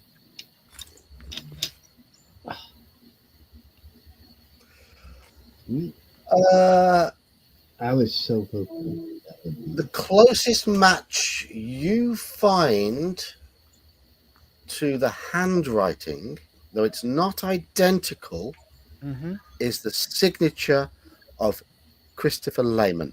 Right. Okay. Mm, Yeah. yes. It's all pointing that way, isn't it? Something about him, but Yeah. okay. It's not identical though. No, very- no, fair enough. It looks like it's written in a very heavy hand and it's quite jaggedy. But is it his or somebody else? It resembles his. Yeah. Okay, so all right. Or maybe he was forced. So have a look in the library then for a copy of Paradise Lost. I'm guessing that there'll almost certainly be a copy of Paradise Lost in this library, yes. Have a look, see if there's anything in there, loose pages, whatever. Just start flicking through it. It looks like a complete copy. Okay.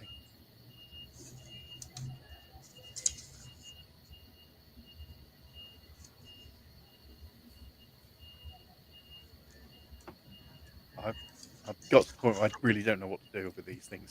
I'm afraid. Yeah, I'm like,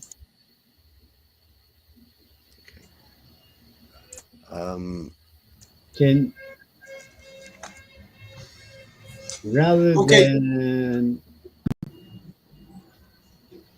I've us returned as from whence I humans, found them. can Was that can sorry? we have our characters make a roll in trying to figure something out for an insight or something like that? I mean, Idea to of- remember clues along the way, yes, that is one way to do this. So I'm grasping at straws right now. So yeah. yeah, can I make I like an remember- education check? yes. All right, cool.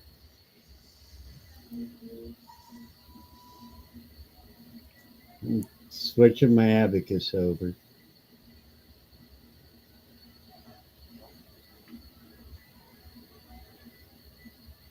What the hell? So I remember you mentioned, John, John, that the statue of Icarus Mhm. had some verdigris on it. Yes. How big is the statue? Is it man-sized or a little is. bigger?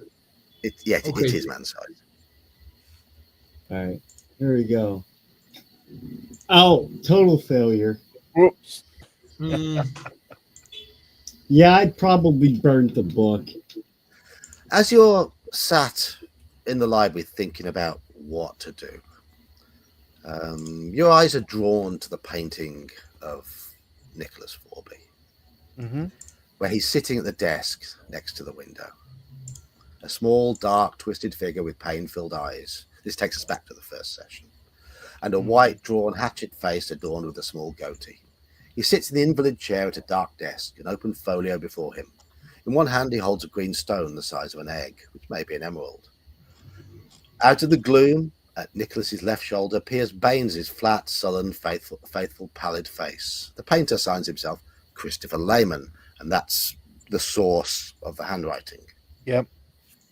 Nicholas Forby's hand conceals much of the green stone. The painting is clearly the source of the rumor of the family treasure. At least that's what Harry believes to be the family treasure. Mm-hmm. It has an ornate, heavy gilt frame, evidently cast by Nicholas, for its surface has a remarkable cracked patina to it. Written within the frame, in Nicholas's hand, is the line, "An iron dog with eyes of fire shoots sparks in Apollo's bower." Yep. But there's no statue of Apollo. You would know that Apollo was a Greek god of poets and scholars, and his symbol was the laurel tree. And the laurel's right outside the window. Yes. Okay. So go outside and have a look at the laurel where it's growing outside the window.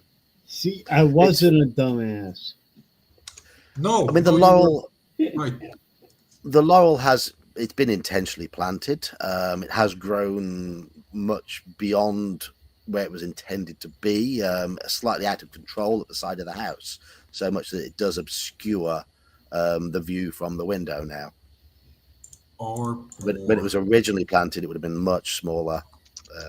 The garden would have been much more visible.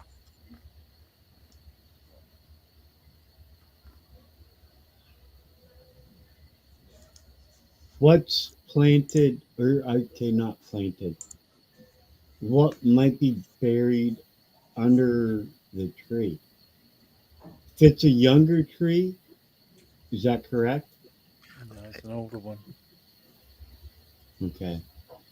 And So is there anything under where it's growing up by the brickwork that, excuse me, that's what I'm thinking. Yeah. could be loose bricks or something wrong with the grouting or the... Make me spot hidden rolls. Yeah.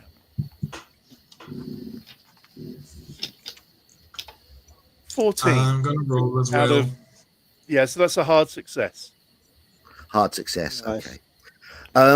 The earth does not appear to have been disturbed in any way beneath the laurel. No. It all looks natural. The brick looks as it should. Because some of this hinges on a slightly old bit of terminology. So I'm gonna have if all your characters could make hard idea rolls. This is a hard education check. I'm going to get this. Nope. Success, but not hard. I've been rolling 39. too high. Oh, At least- Yeah. 39 out of 85. Okay. Good. No. That's I a missed hard. it, John. 39 out of 85. Yes, that's Yeah. powerful. That's good, powerful, good enough. The term iron dog. It has an old meaning in English, related to iron log supports, commonly used in old fireplaces. Okay. Yeah.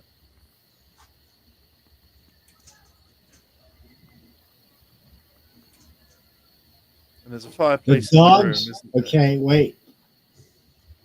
If I can call upon my knowledge, dogs are the iron pieces used to hold up the logs in the fireplace. Oh, Yes, they are. Ask me how I know. An iron dog with eyes of fire shoots sparks in Apollo's bower. Is there a fireplace somewhere nearby? There is a fireplace in the Yes. library under the painting. yes. There we Yeah. go. There we go. We're gonna search.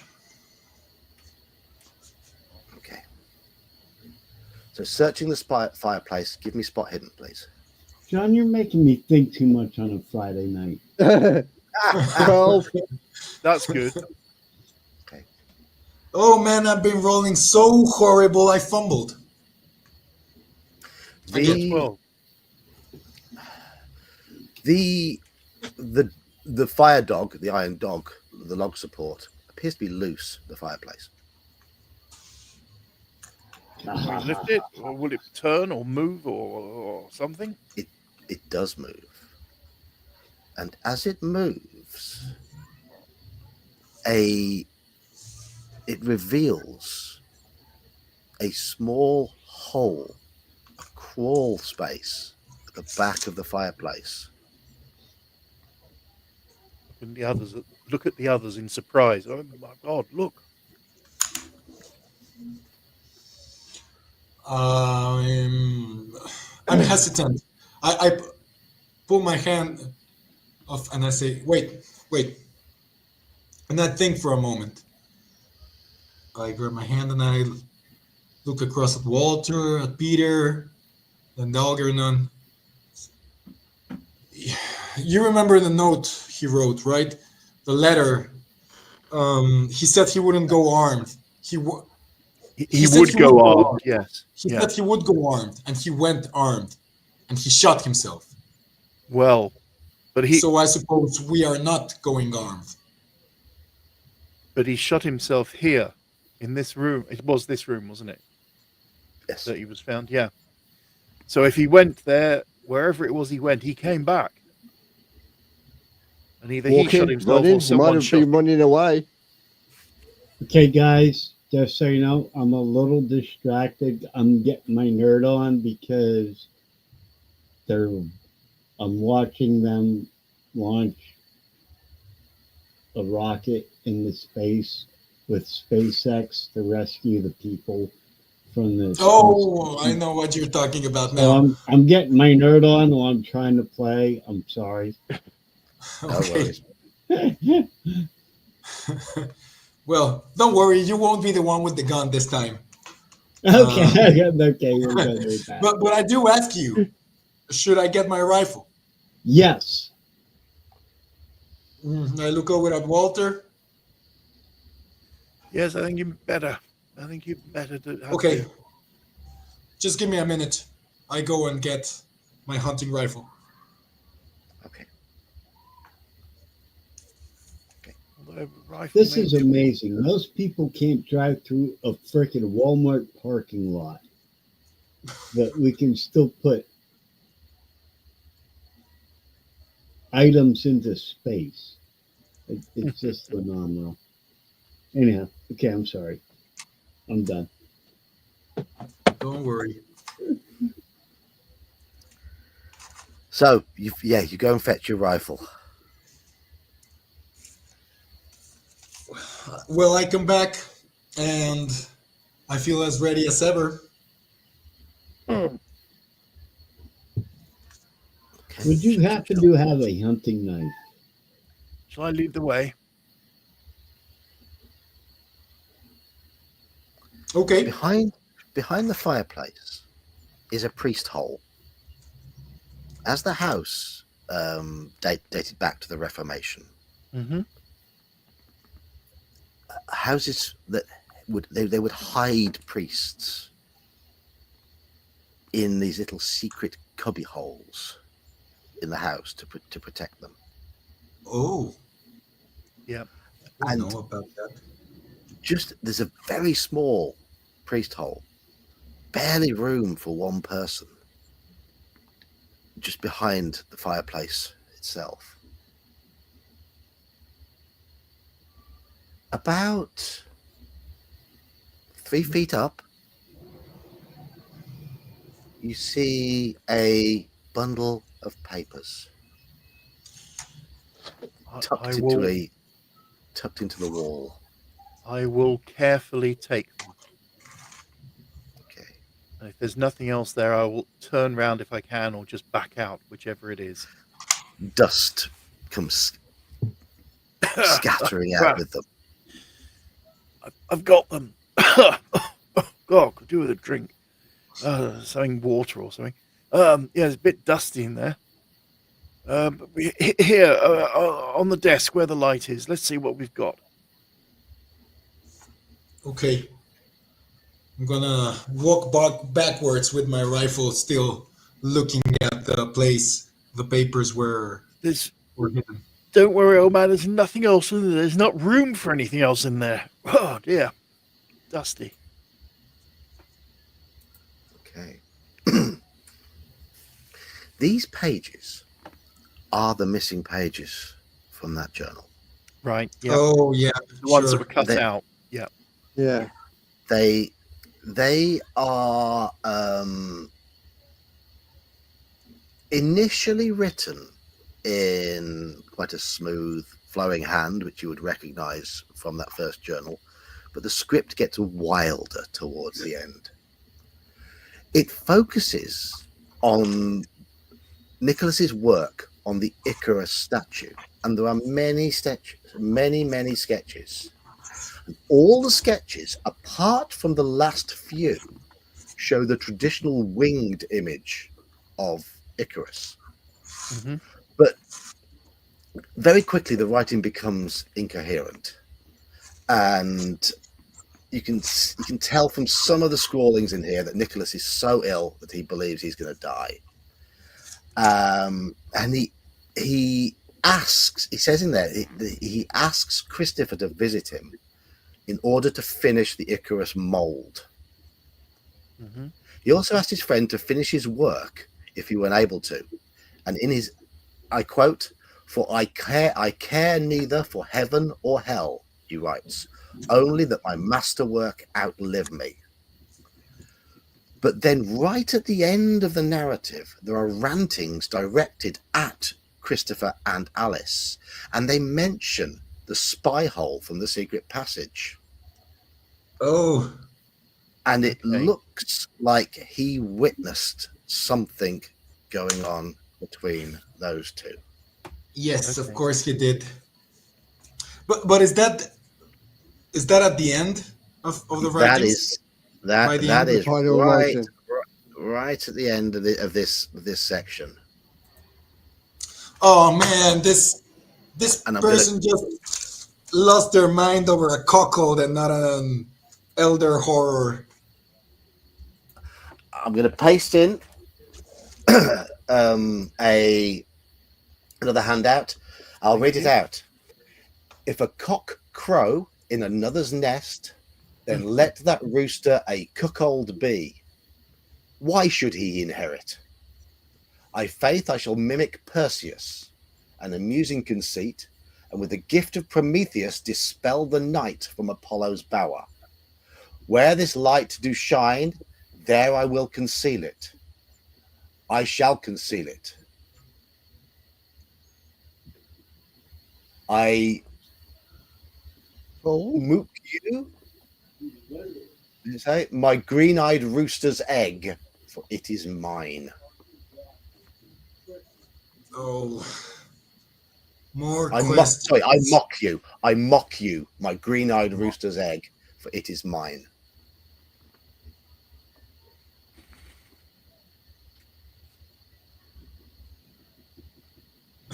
I am confused again. Is this green man?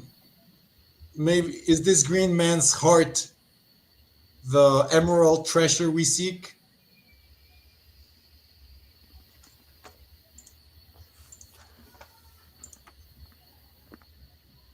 Your characters would know that Prometheus was the Titan who was punished for bestowing the secret of fire upon Fire on humans. mankind. Yeah. Yes. Of course.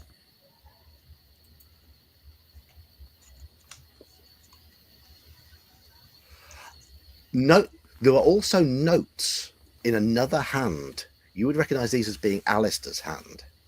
Okay. There were notes makes in sense. the margin. Yeah, There were okay. notes in and it indicates that he was shocked by his mother's infidelity. His scribbled jottings indicate that all of these events occurred precisely 9 months before he was born. Okay. And there was a likeness, wasn't there? Yeah. Nicholas, in these notes, repeatedly refers to heroes of Greek myth about Prometheus stealing fire from the gods to give to humanity, and how Perseus held a mirrored shield to snake-headed Medusa and petrified her with her own deathly gaze.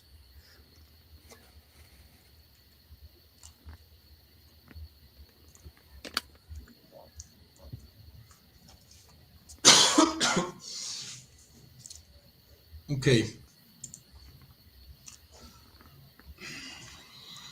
I take a deep breath, put down my rifle a moment, and I look across at this gentleman and I ask, well, what do you make out of this, friends?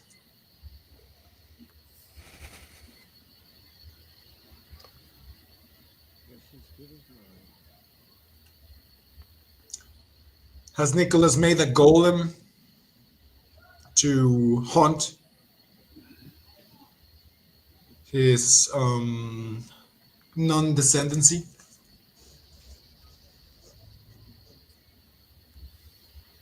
Something about the fire with a dispel the night from Apollo's bower. Where's that? Have we seen Apollo in as a statue or? No. No. But do you know Apollo's bower would refer to laurel? To the plant? Yeah. Oh, okay. No, I wouldn't know that at all. But yeah, Your okay. character would. Yeah. Yeah. Well, no, he didn't actually study properly at school, those sort of things. So, Yeah. Yeah.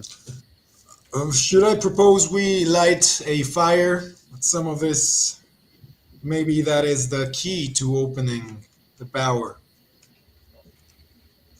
Anything's worth a try, yeah. It's just that I'm not sure really what I'm saying. I mean,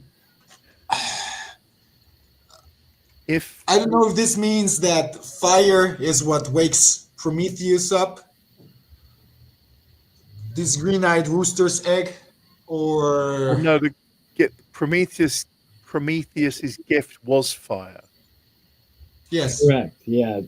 I So can't remember exactly. As a person, I Ow. can't, my Sorry. character would probably know. And me as a it was person, also chained I down. would probably. Was he the god of fire or volcanoes? Yeah, he's the god of forethought, but he gave fire and he was punished by it. He was chained to a rock on the shore, and his liver is eaten. The torture is that his liver gets eaten every day by vultures. Yeah, Was yeah, that or that eagles was or whatever. Yeah. Prometheus? Okay, Um, right. Okay. I'm sorry, there's just so much. It's hard for me to keep track of everything. Not game wise, but mythology wise.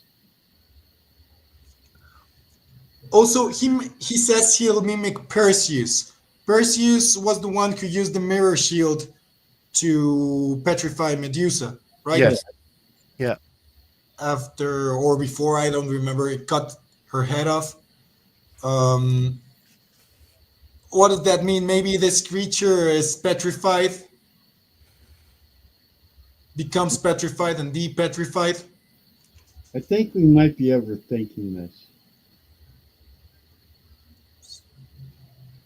And with the gift of Prometheus, that is the fire, dispel the night from Apollo's bower. Dispel the night. That might mean wake up the creature. Or light up the night. Wherever, Correct. Yeah. Okay. wherever I this see where light you're going. you shine, there I will conceal it. Okay? I shall I'm wa- conceal it. If Apollo's bower is the tree outside the window, then maybe depending when it was planted, because there's a painting that shows the view from here, isn't there? From the desk, looking out to the garden. Does that include the laurel tree? It does, but it was small at the time. How about if we just burned down the damn tree? Well, I'm wondering I don't think that would if he work. concealed it within the roots of the tree. Yeah, that's what I'm thinking. Yep. You mean like burn the That's all tree I've got on to that, That's, right? that's dispel? why I suggested earlier. Let's get a shovel. Yeah, that's why I said earlier. Let's go do that. John, the Icarus statue, you said it was Mhm. human sized. Is it actually human sized or very slightly larger? It's very slightly larger than human sized. I wonder if Christopher is in there. Well, Anyway, Yeah. yes, a spade. I think have Is your character maybe is your Fred can character help having with that thought? Sorry. Is your character having that thought? Yes, actually. That's a sanity check. Yeah, that seems reasonable because it's a terrible thing to have that thought. Then what is my san? Or what was my san at the moment? Where the bloody hell is it? It is 54. You're the only one who made a sanity roll, who has made a sanity roll thus far.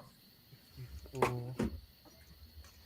That is a fail, John. A fail. You'll be happy to know. Oh, goody. Let's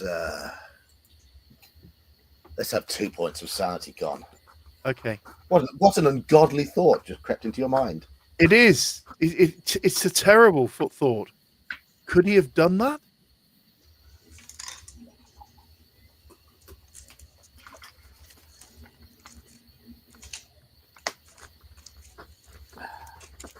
While you're mulling over this, there's a call upstairs. A call.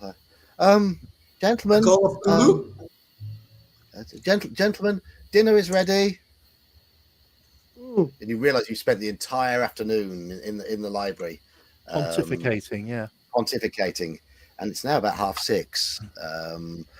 Harry has. You hear the sound of Harry's footsteps, very cautiously descending the stairs. And gentlemen, guests. Oh, Percy, dinner's ready. History is repeating itself. Hide these papers. Oh, we better dress for dinner, I suppose. Yes. Let me take them up. Put them on it. Yeah. I will go. I will go distract Gertrude. Again. Yes. I'll slip them into my jacket pocket and go up and change. Are we changing for dinner? Is that would be I the done guess, thing? yeah. Must be that time. Make ready for the dinner and the wine. Okay. I'm being paranoid. So- I'm going to put them in the bottom of my suitcase or valise or whatever it is that I arrive at closing, so that they're not obvious. Okay.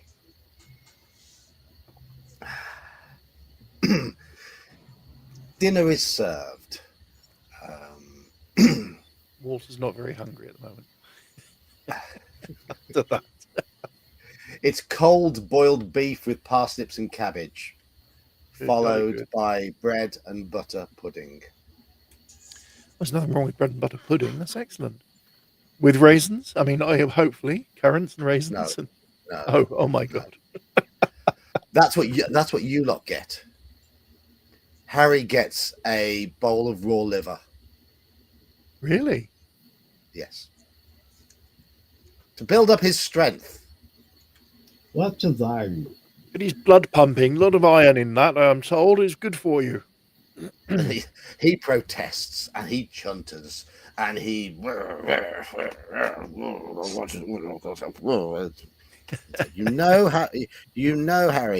it's good for you. It's good for the mind and the body and the spirit. It will help you regain some strength. He's like, Gertrude, bloody hell, Gertrude, you have to do this to me. You always do this to me. You're such a fusspot. Such a fusspot. I do like a little bit of bread and butter pudding. You won't be having any bread and butter pudding. I do wish you wouldn't you wouldn't speak to me with that tone, Gertrude. No. Remember what the doctor said. Bugger the doctor. Harry, don't swear like that in front of the guests. Oh, shut up, Gertrude. And he's off on one. He's off. You know what Nanny Jess says? She's a wonderful woman, looks after the twins. proper thing to do with the bread and butter pudding is marmalade. Put marmalade in the between the slices. It makes all the difference. Bloody hell, Walter, you're not helping. It's one day a year, Gertrude. I expected Percy to be the comedian, not you, Walter. I'm sorry. Sorry. At which point Gertrude says, "Yes, Mr. Chester does appear to have a very fine sense of humour, unlike you, Harold." Well, it's just the circumstance, Gertrude. I'm sure he will liven up when the situation becomes more stable and Yes, of course. all the worries get cleared. I'm sure we are nearing that. We are here to help you, Harry. Yes. I know. I must apologise.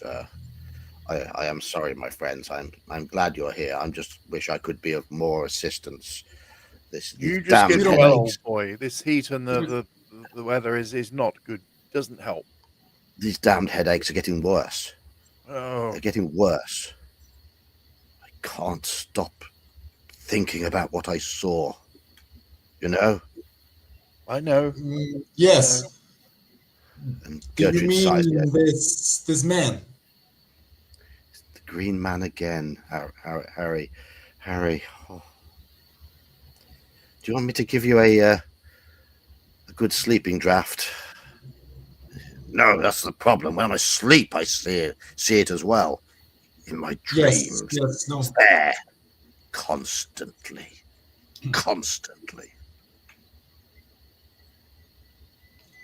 Yes, don't put him to sleep. We want him as sound as he can be. Going to have a drink tonight. Will you boys join me in a drink? A small one, perhaps. No, a drink? bloody large one. Great drink? big fat one. I'm with you on that. Gertrude's like, Harold, you know what the doctor said? You should. I bloody well will. John, will you join us in a drink? Of course. Oh man. Oh, stealth. Not enough. We do need to continue our research, Harry. Bugger the research. We will tonight. have a drink with you, but do not expect us to stay up all night, shall we say? Fair enough.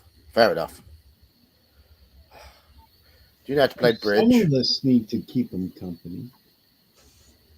Just Do you know how to saying. play- Become quite partial to a game of bridge. Okay, So now play maybe- bridge as well. Maybe we need him to drink a little to lose some inhibition. How about a game of cricket rather than bridge? Cricket? If only I had the legs to play cricket. No, it's a card game. I Is will it? teach you. Yeah, but this is English cricket. But Not it aware is of an card. English game, yes. I wasn't It's aware of cards and a card pegs. game called cricket. I actually, in real life, I used to actually make money off of playing it because I was that good. Sounds interesting. Sounds intriguing. But I'll teach you how to play cricket. Now that would be marvelous. And we'll have a drop of cognac. As I don't remember actually enjoying any last night. Yes. You won't remember enjoying it tonight either, and you will dread it tomorrow morning. So if we Okay. if we then retire to the library, I take it to have this drink. I'll stand by the window and try and keep an eye out to see if there's a reoccurrence of the whatever it was that came and had a look at Harry and scared him. Okay.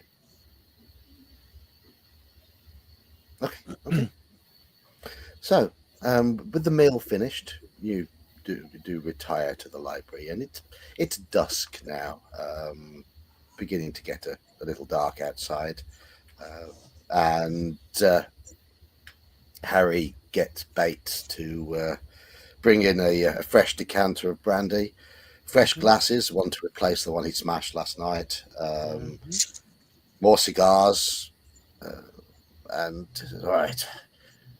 So, Algie, show me how to play this cricket game.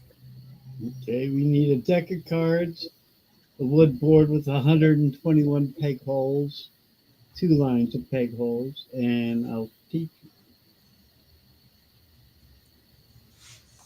Sounds Right, like crib. sounds complicated. Sounds like cribbage. Does sound like, yes. Sure, it's not called cribbage.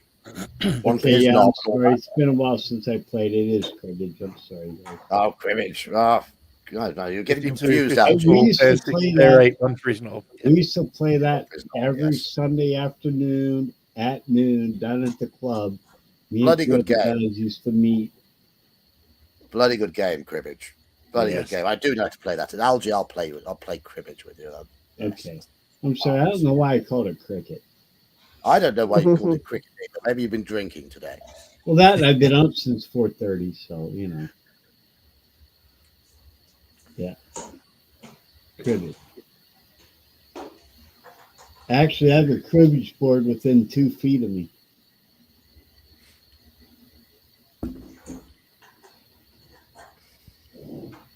John picks up his a glass of brandy and wanders over to talk to Walter. He's standing by the window, Walter, Yes. just observing the grounds. Just keeping an eye out, old boy, yes? We Maybe saw we it are. last night.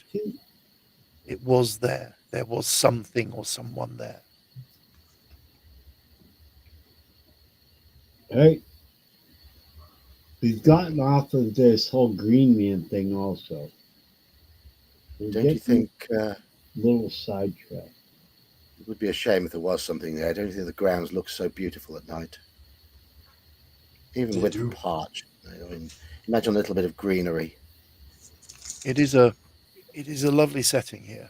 Yes. Who has the rifle? I do, but I left it probably back somewhere or hidden somewhere because I don't want Probably in the Harry. room where we got changed. I'm gonna grab him. Why don't we go try to find a spot outside,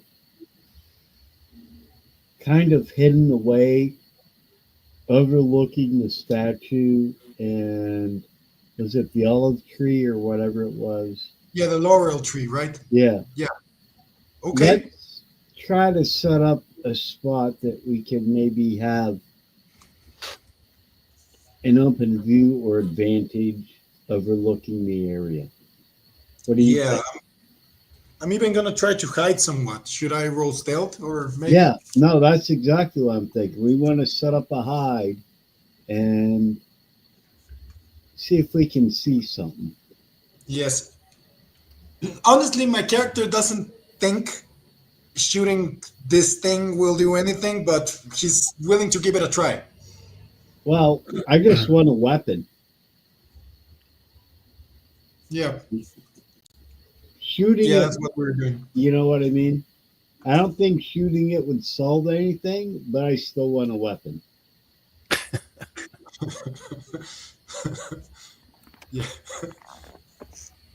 I'm willing to try. I'm willing to try. I mean, you'll be able to get an iron poker as a weapon. Wouldn't be a bad That'll weapon, you know. About the best they've got. Do we have any cold iron? To I mean, kill fairies. yeah. So you may as well. You've got your hunting rifle, and Algernon has an iron poker. What's Peter doing? Perusing the leftover books that we haven't looked at. The last section of books doesn't have any diaries or anything of that sort of interest in it. It's mostly fiction, mostly horror or mythological related fiction. There are loads and loads of books on fishing. You would know from your trips away with Harry that he always insisted on going fishing rather than hunting, and he seemed to really enjoy fishing.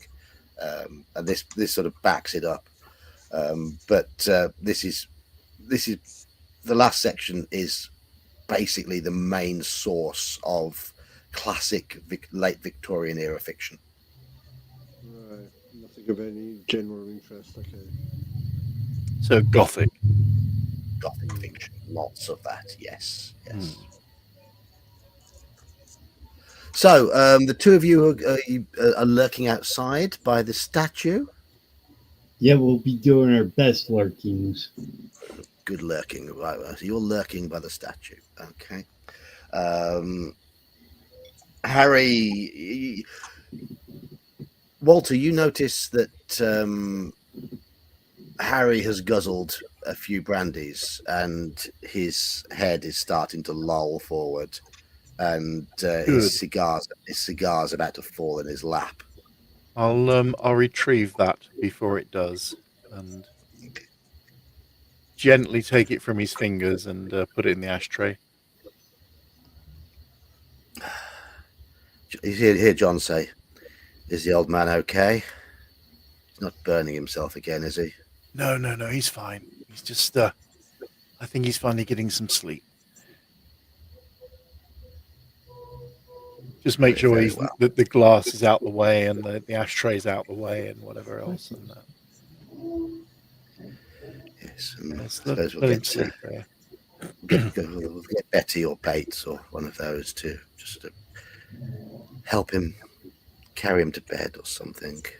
I mean, he might as well sleep where he is. He turns to look outside again, lifts his brandy to his lips, and then a look of shock comes across his face. What is it, man? Oh my God. Oh my God. Over by the trees. Over by the trees. I'll step across to see what he's seeing. It was over by the trees. It was over by the trees. We must do something. What was it? What did you see?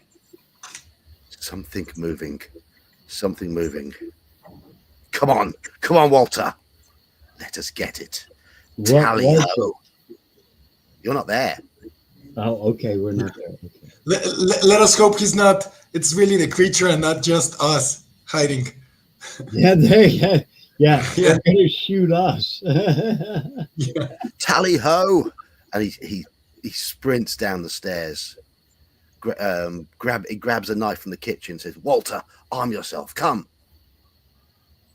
If there's a poker by the fire, I'll take a poker. Hang on, wait for me. And if Bates is about, ask him to look after Harry. Okay. I'm John limping after because I can't run. So John moves. He's an athlete. He's a fit man.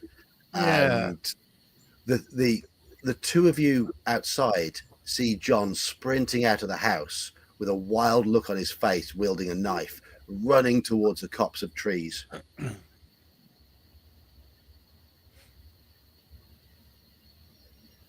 Then I think Peter would have been going out, and then I'll be out after, limping away after them. You then see the silhouette of Peter hobbling after him. Keep up, old man. You coming? Are you coming, Walter? You coming? Come on. Yes, man. My leg. Remember, I'm coming. Maybe John disappears into the darkness of the trees.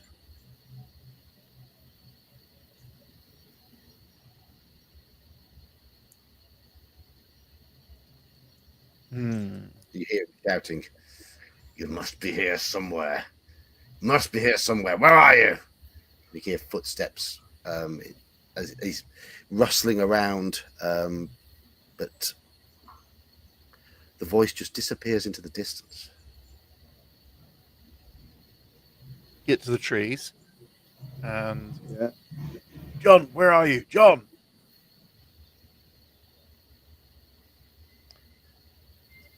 No response. We see this, right? Gone? Yeah. Well, I'm not there, so I don't know. No, you are. We are hiding. We were hiding in the Oh, by the okay. woods. So we would probably You would have hear seen them run when out the house. it came out. Yeah. And You'd have seen them run out the seen front door. John pass like right through us. Peter, you go round that way. I'll go round this way, and we'll get, and then head forward. Yes, circle. Yes. Well, So we'll split up a bit and then head into the woods. And I just whispered to Algernon, "What do? We come out of the hiding spot." Can you both make luck rolls for me? yeah, No. that's us two in the woods. I take it. Yeah. Yes, please. Okay. Oh my god. That'd be a no. Definitely no. Who failed by the most? Oh, Peter did. That would probably be my 94. I failed by 57. I think Joker failed by 70 something. Oh, really? Yeah. Peter, you feel a shooting pain from your ankle, and there's a massive snap. What else is new when I play games? And something pierces your ankle. where's the law, library, listen, locksmith? I'm not It seeing causes lock 4 on points the- of damage. How many? 4 points of damage, and it Ow. bites into you're bleeding profusely from a deep wound in your ankle, and you're trapped. Ah. Something mundane. Looking down, you've trod in a rabbit snare, a poaching trap. Does anything save me? Considering I'm a doctor, I'm guessing I'd have some emergency stuff to Yeah, slow it down. yeah, you would know how to apply a tourniquet. Yeah, that's yeah. But you are stuck. Do we hear him Help, scream? I'm trapped! Beware! Beware! Peter, what is it? What? I'll start heading towards Peter, where I can hear Me him. too. Rabbit traps! Watch your Running feet! out of the Watch your place. feet! And I'm just running towards Peter. Watch your footing, lads! I hear that and I stop running. I go a little more carefully. I only failed by 22, so I think I'm good. Yeah, you're okay. You're okay. Yeah. I was hoping. I don't know. So, yeah, the group of you convene on around poor Peter, he's stuck. This rabbit snare has hooked itself around his leg. He's trodden in it, and it's set it off, and the wire is biting into the flesh around his ankle very deeply. Bloody hell, man! What the hell is that? Oh, rabbit snare! Good Yes. God! Let's see if we can get it off. Do you need some sort of roll, John, to Yes. not destroy You would his have foot? to ask. I'm going to ask for a strength roll at hard difficulty. Strength. Okay. I will I was going to try say, something that. tells me I want to keep it on. Well, I passed the strength. I passed the strength roll, but I don't get hard. Just a normal. Okay. You can feel it. Yeah, you've nearly got it. But no, it's whoever's made this knows what they're doing. It's a well-made trap.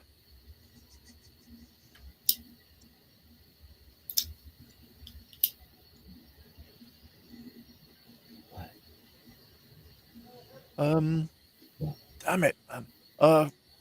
I did say I'd taken the poker. Can I use that as shall I push the roll? I will use the poker to try and, Yeah, use go that on as leverage or whatever. Go on then, and if It you can only get fail, worse, can't it? it'll get worse for Peter. Yes. And that's actually a fail. Oh no. Oh, Okay. The poker you grabbed, you can't see in the darkness. In the dark, and it's rusty, oh, and you try to force it down to try and get the trap open, and the rust and Peter's wound and the blood's all infused. And Peter, God. you would know that if you get dirt and rust in a wound, it's really not good. I'm going to sanity roll from Peter here.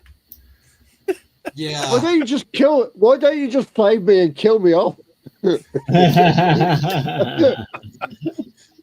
Oh no, fucking hell! But he What knows was what to do about it because he's a doctor. He knows what to do about it. Yes. You're going to need to get yourself free and get this soaked in hot water and with various sort of ointments as quickly as possible. Oh, sorry, old man. I think. Well, hang on a minute. This thing's pegged in the ground. If I get the peg out, let me see if I can get the peg out. So try and get the peg out instead, and Okay. not trying to get the thing off of him in the dark. In the. I'm Another still strength roll. Yes, another strength roll. looking Yes. around. That's another fail. This peg is wedged. I can, John. I will spend luck if it just needs a success to get it the peg out. Okay. All right, I'll spend the necessary 4 points of luck that I need to spend. As you pull the peg out of the ground, you hear, and Peter, Doggy Daniel is breathing down the back of your neck and starts licking the back of your neck. Oh, slight relief. Oh, hello, old boy. Oh. And there's a whistle from the trees, and you hear the voice of old Fred. Daniel, come here, boy. Is that you, Daniel? Fred? What? Someone there? Daniel, come here. There's a whistle. And Daniel sort of turns and it reluctantly returns to his master. Silhouetted in the trees, you see the figure of old Fred watching. And then Bloody poacher's trap here for rabbits. It's called all Pete here. The doctor's leg's a bit badly hurt.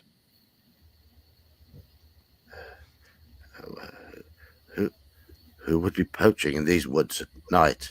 Really? Yeah, good question, isn't it? It wasn't you, Fred? No, of course not. Never do such a thing. Fish you with a dog at this time of night. I mean, trespassers are poaching here?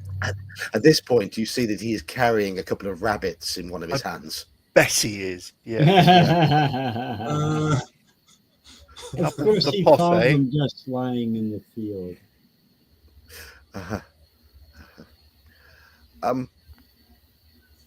You didn't see this, fellas. You didn't see. Oh my God. Oh, sir. It makes a bit of a mess, doesn't it? You really didn't see this. Oh! We He's starting. been a You see, little stressed out, you know. he's getting very nervous. Look, Fred, can you get it off of him or get it out of the ground? You know how to set it. You can get it bloody off of him. Okay, Fred. The What important makes you thing think I know how now. to set this?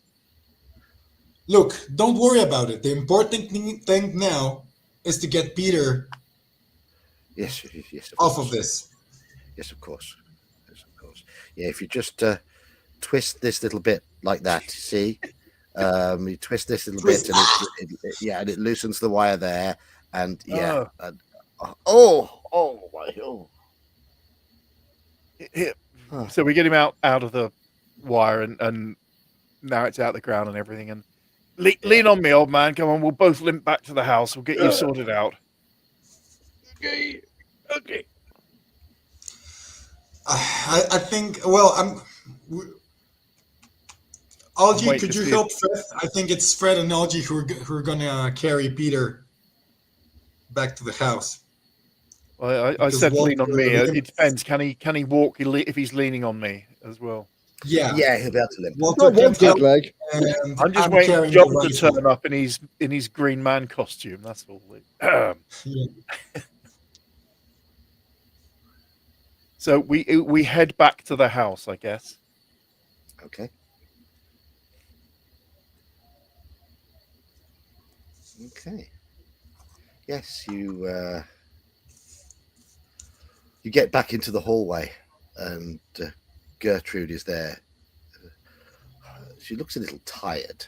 She's like, oh my! Don't look, Gertrude. It's a bit bloody. I Can't think how it happened. let me run a hot bath. Just hot water and bandages or towels, I think, at the moment. And Peter, have you got something in your black bag there that you need? I should have some medical stuff to calm things and clear alcohol, and something should be in there. Sorry about that, old man. Yeah. We'll get him settled, and we'll go and see how Harry is, and see if there's anything visible out the window. Okay. So you make your way, having put Peter in a hot bath. Gertrude is looking after him. I'll go 5 minutes. Betty is looking after him as well. Yeah. You go to Harry's bedroom. I've got him to bed. Yeah. They've got him to bed, but the sight in the bedroom is absolutely disgusting. What? Splattered all over the walls of the bed, red blood, Uh-oh. what looked like brain matter, all rubbed up the walls. It's running in pools onto the carpet, and my where there are God. floorboards, it's congealing in there, dripping off the bed and dripping off Harry. Is he all right? Apart from being covered in it? I'd like you to make sanity checks, please. Yeah, of course you would. Yeah, Oh, I'm sure you would. That's a fail. Yeah, I don't see me doing very well on this, but I'll try anyhow. Bad fail. Bad fail. Not a fumble, but a bad fail. Go on, Daniel. I just failed. Dare you to roll, Daniel. I'm working on it. The abacus and all. It's only a 1 point of sanity loss if you fail and 0 if you pass. Okay.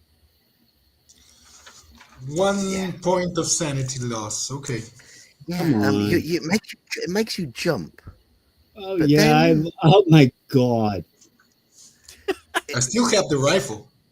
it makes you jump. It makes you nervous, and you're shocked initially, but then you hear a. Yeah, I feel miserable. Yeah. And you see Harry's chest rise and fall. So he's asleep. He's asleep. But and this is there on the walls. It's real. That's why. Yeah. Yeah, yeah. Good God, what the heck is this?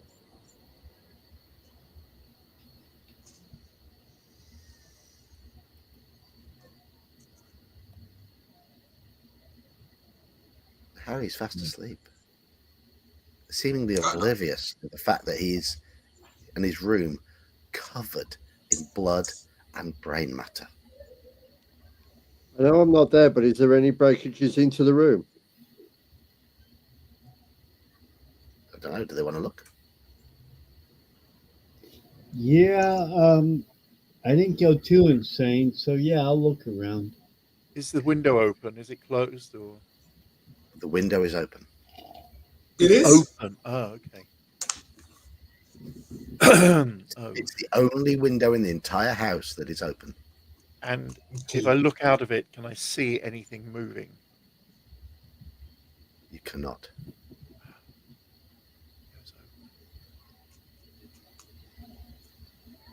Dum dum dum. But you can see a ladder propped up against the side of the house. Right.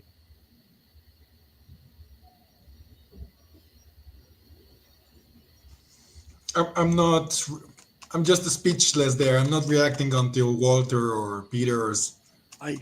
talking to me. What is this? It's. I can't be human.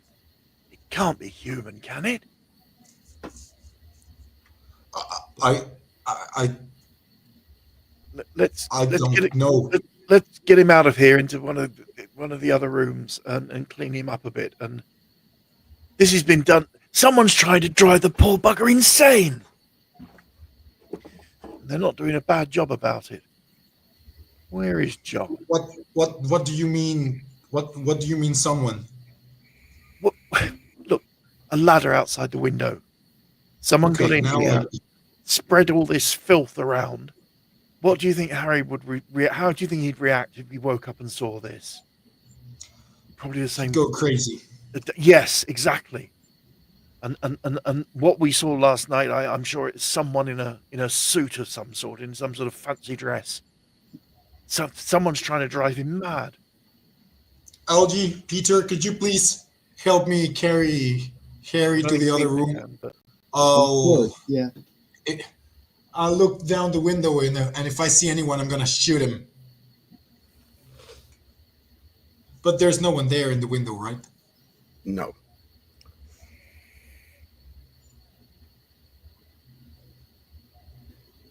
No.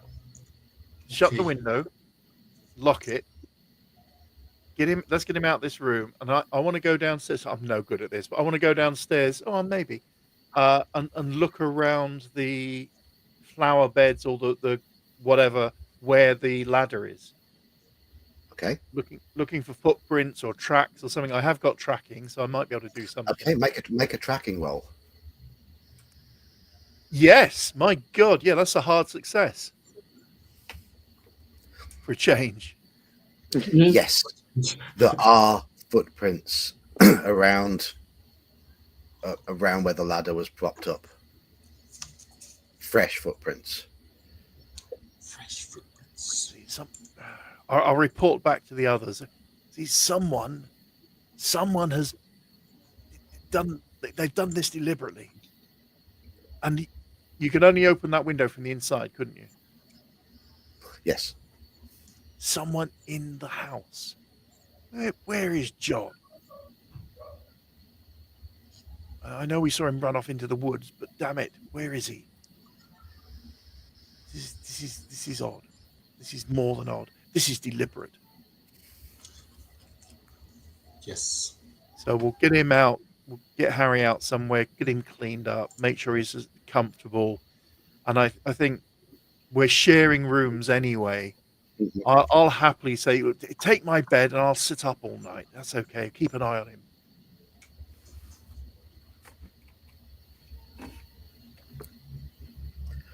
Okay, I'm give me a gonna be luck roll. wreck please. in the morning, but yeah. Give me a luck roll. Look, okay. Yes, my huge amount of luck. That's a fail. As you're trying to move Harry, he wakes up. Ah, okay. He sees.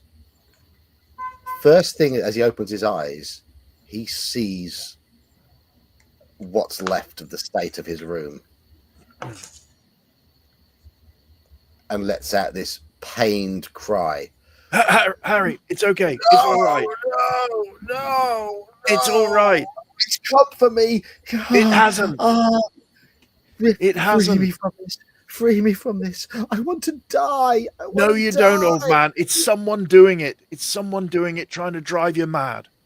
You're fine. You're fine, old boy. We'll protect you. On that, we'll end tonight's session. As you may guess, it's going to go into a fourth session. I do apologize Really? for I'd that. never have thought that. Yeah. Yeah. Oh, dear. We have taken some time with the research. Yeah. Yes. I mean, I'm gonna sort of summarize a few things that I've found with the adventure. That though the clues are too obscure. Yeah. The clues are very, very obscure. Very obscure. And I we don't did like come that. to a couple of I of don't points. like having to use idea rolls to help push No. players along, I but understand. in this adventure, yeah, it's necessary because the clues are so obscure. Yeah, it's hard. And then my character is having like second thoughts now because he was starting to believe something supernatural is happening, and then all of a sudden, oh no, it's just humans again. So it's like Yeah. he doesn't even know what to think about it. I mean, I'm thinking John's doing it, but I may be completely wrong. And it may be that there is a green man, but John's trying to... I think John's trying to scare him to death or something like that. But I think there is a green man as well, possibly. Yeah, We'll find I out. mean, I hope. yeah. Yeah, I have a curious feeling about the Green Man. But let us know your feelings. Well, weirdly, the thing is, the painter that's gone missing for how many years, and It's the Green Man is theoretically a wooded being or a hairy man. So if he hasn't been able to look after himself for how many years and lived in the woods, then he wouldn't have been able to shave. So he might be a long, big, hairy man, and nobody's seen the painting since he's done the two paintings, which seems to be one in the house and one in the doctor's.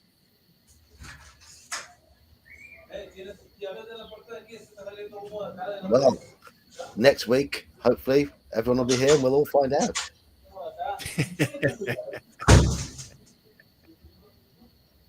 As for who the mastermind of all of this is, I ain't even got a clue. But that was my painting synopsis. Speaking of painting, Anne's dropped one into the chat from our session on Tuesday. What's that? Anne's dropped a painting into the Cthulhu chat from our Tuesday session. Oh, has she? Oh, God, yeah. Oh, wow. Oh, wow. I know. I need you to give me a minute. God. Hello, Ran. Oh, my God. Right. If anyone's, I mean, chat has dwindled. But Yeah. I notice. Let's just. If you're in chat, take a look at that. On the canvas. That is the work of one of our Call of Cthulhu players on a Tuesday night. She's really, really good at art, and Yeah. and she likes to draw things that happen in the game That are a And bit this weird. that are a bit weird, yes. And this is Mehmet Makriat becoming one with the Sedefka simulacrum, which is black porcelain-like armor or a casing of sorts in the shape of a human body. And last session, one of the cultists, his body absorbed it. And this is the moment it happened, and that is absolutely fantastic. The one she did last week, just the black and white, I thought that was really cool. Oh, yeah, she's done some great stuff. Absolutely Yeah. great. I mean, I love the way she's done this sort of blue glow coming off this one. I think it's really dramatic. Yeah. Oh no, I could never do that. And those mystical symbols that adorn the porcelain, absolutely magnificent. Yeah. That does look really good, doesn't it? Bravo, Anne. Absolutely, bravo. The one really neat thing is it also helps you as a player connect with the scene or the happenings, however you want to call it. Mm. I really like that too.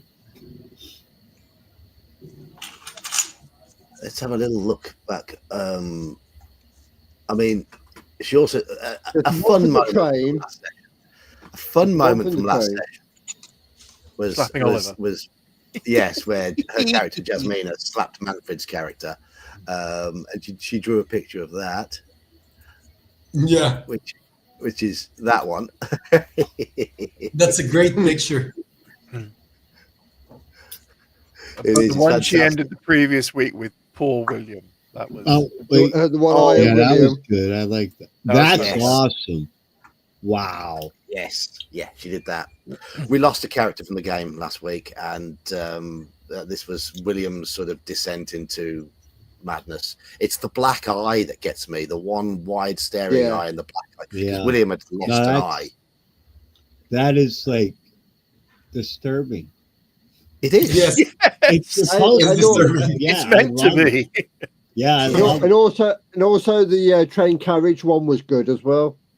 Oh yeah, the train carriage one was excellent. Yeah, Yeah. yeah. She's done some brilliant work, some Yeah. really, really good work. And for a player who clearly gets disturbed but enjoys being disturbed by the horror. That is a Call of Cthulhu player. Yeah, there is a twisted mind in there. There is a twisted mind in inside Anne's head, and but she's Yeah, you're fantastic. making us up for the last couple of weeks. she's I mean, she's great. She's great. But no, these are fantastic. These are really, really good. Let's go a little bit up. Oh, that one I really liked also.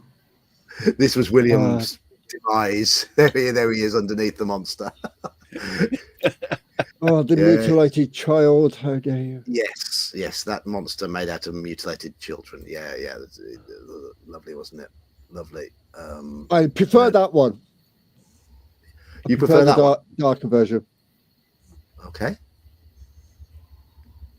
Only because it's got slightly more detail than lighter. Yeah. I don't really want to explain what that one is to people, do you? So, No, I'm just leaving it as the weird monster, but you know. weird monster. Yeah. We'll leave it at that. Cabbage. Ugh, what's that? Okay, that is truly horrifying. Cabbage. Well, it is for we Michael. use that to torment Mike. Yes. Bear. Walter's The character. deformed horse. You won with the horse. Oh yes. Oh, that one's pretty good. Yeah. In a bathhouse with all the characters naked because they're in a sauna, like a bathhouse. Turkish bath.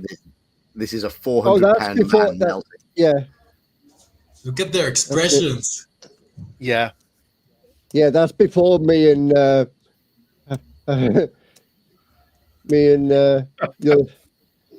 Yeah, Andy she was ends up being on the floor. Okay, I'm gonna Yeah, get just going, before. guys. I need to look My over Harold stuff goes in off case, into the distance. Yeah. Yes. in case Cheers, after Dan. one more I gotta look over stuff. So All right. Cheers, Dan. See you have a then. good night. Thank you, See you, John. Dan. Appreciate it. Talk to you guys in the mornings. All right. I have Maybe only tomorrow. just noticed that ghostly image in the background. Yeah. Oh, well, yeah. Really, I I've did only notice just again. seen that. Ithaca, I'm coming, Ithaca. Ithaca. Yeah. Because this was Andy's character Harold walking off into the frozen wastes. And there's to nothing serve wrong with him Ithaca. at all. Honest. Nothing wrong with him. No. No, he wasn't absolutely batshit insane. No, not at all. But no, I mean, I've just noticed that thing in the background. And that really makes it even better. It's good, isn't I it? love the loneliness of the scene. I thought it was Yeah. great. Yeah. And that's the cover she did for your And I put that into the cover journal. of the journal. Yeah. Yeah.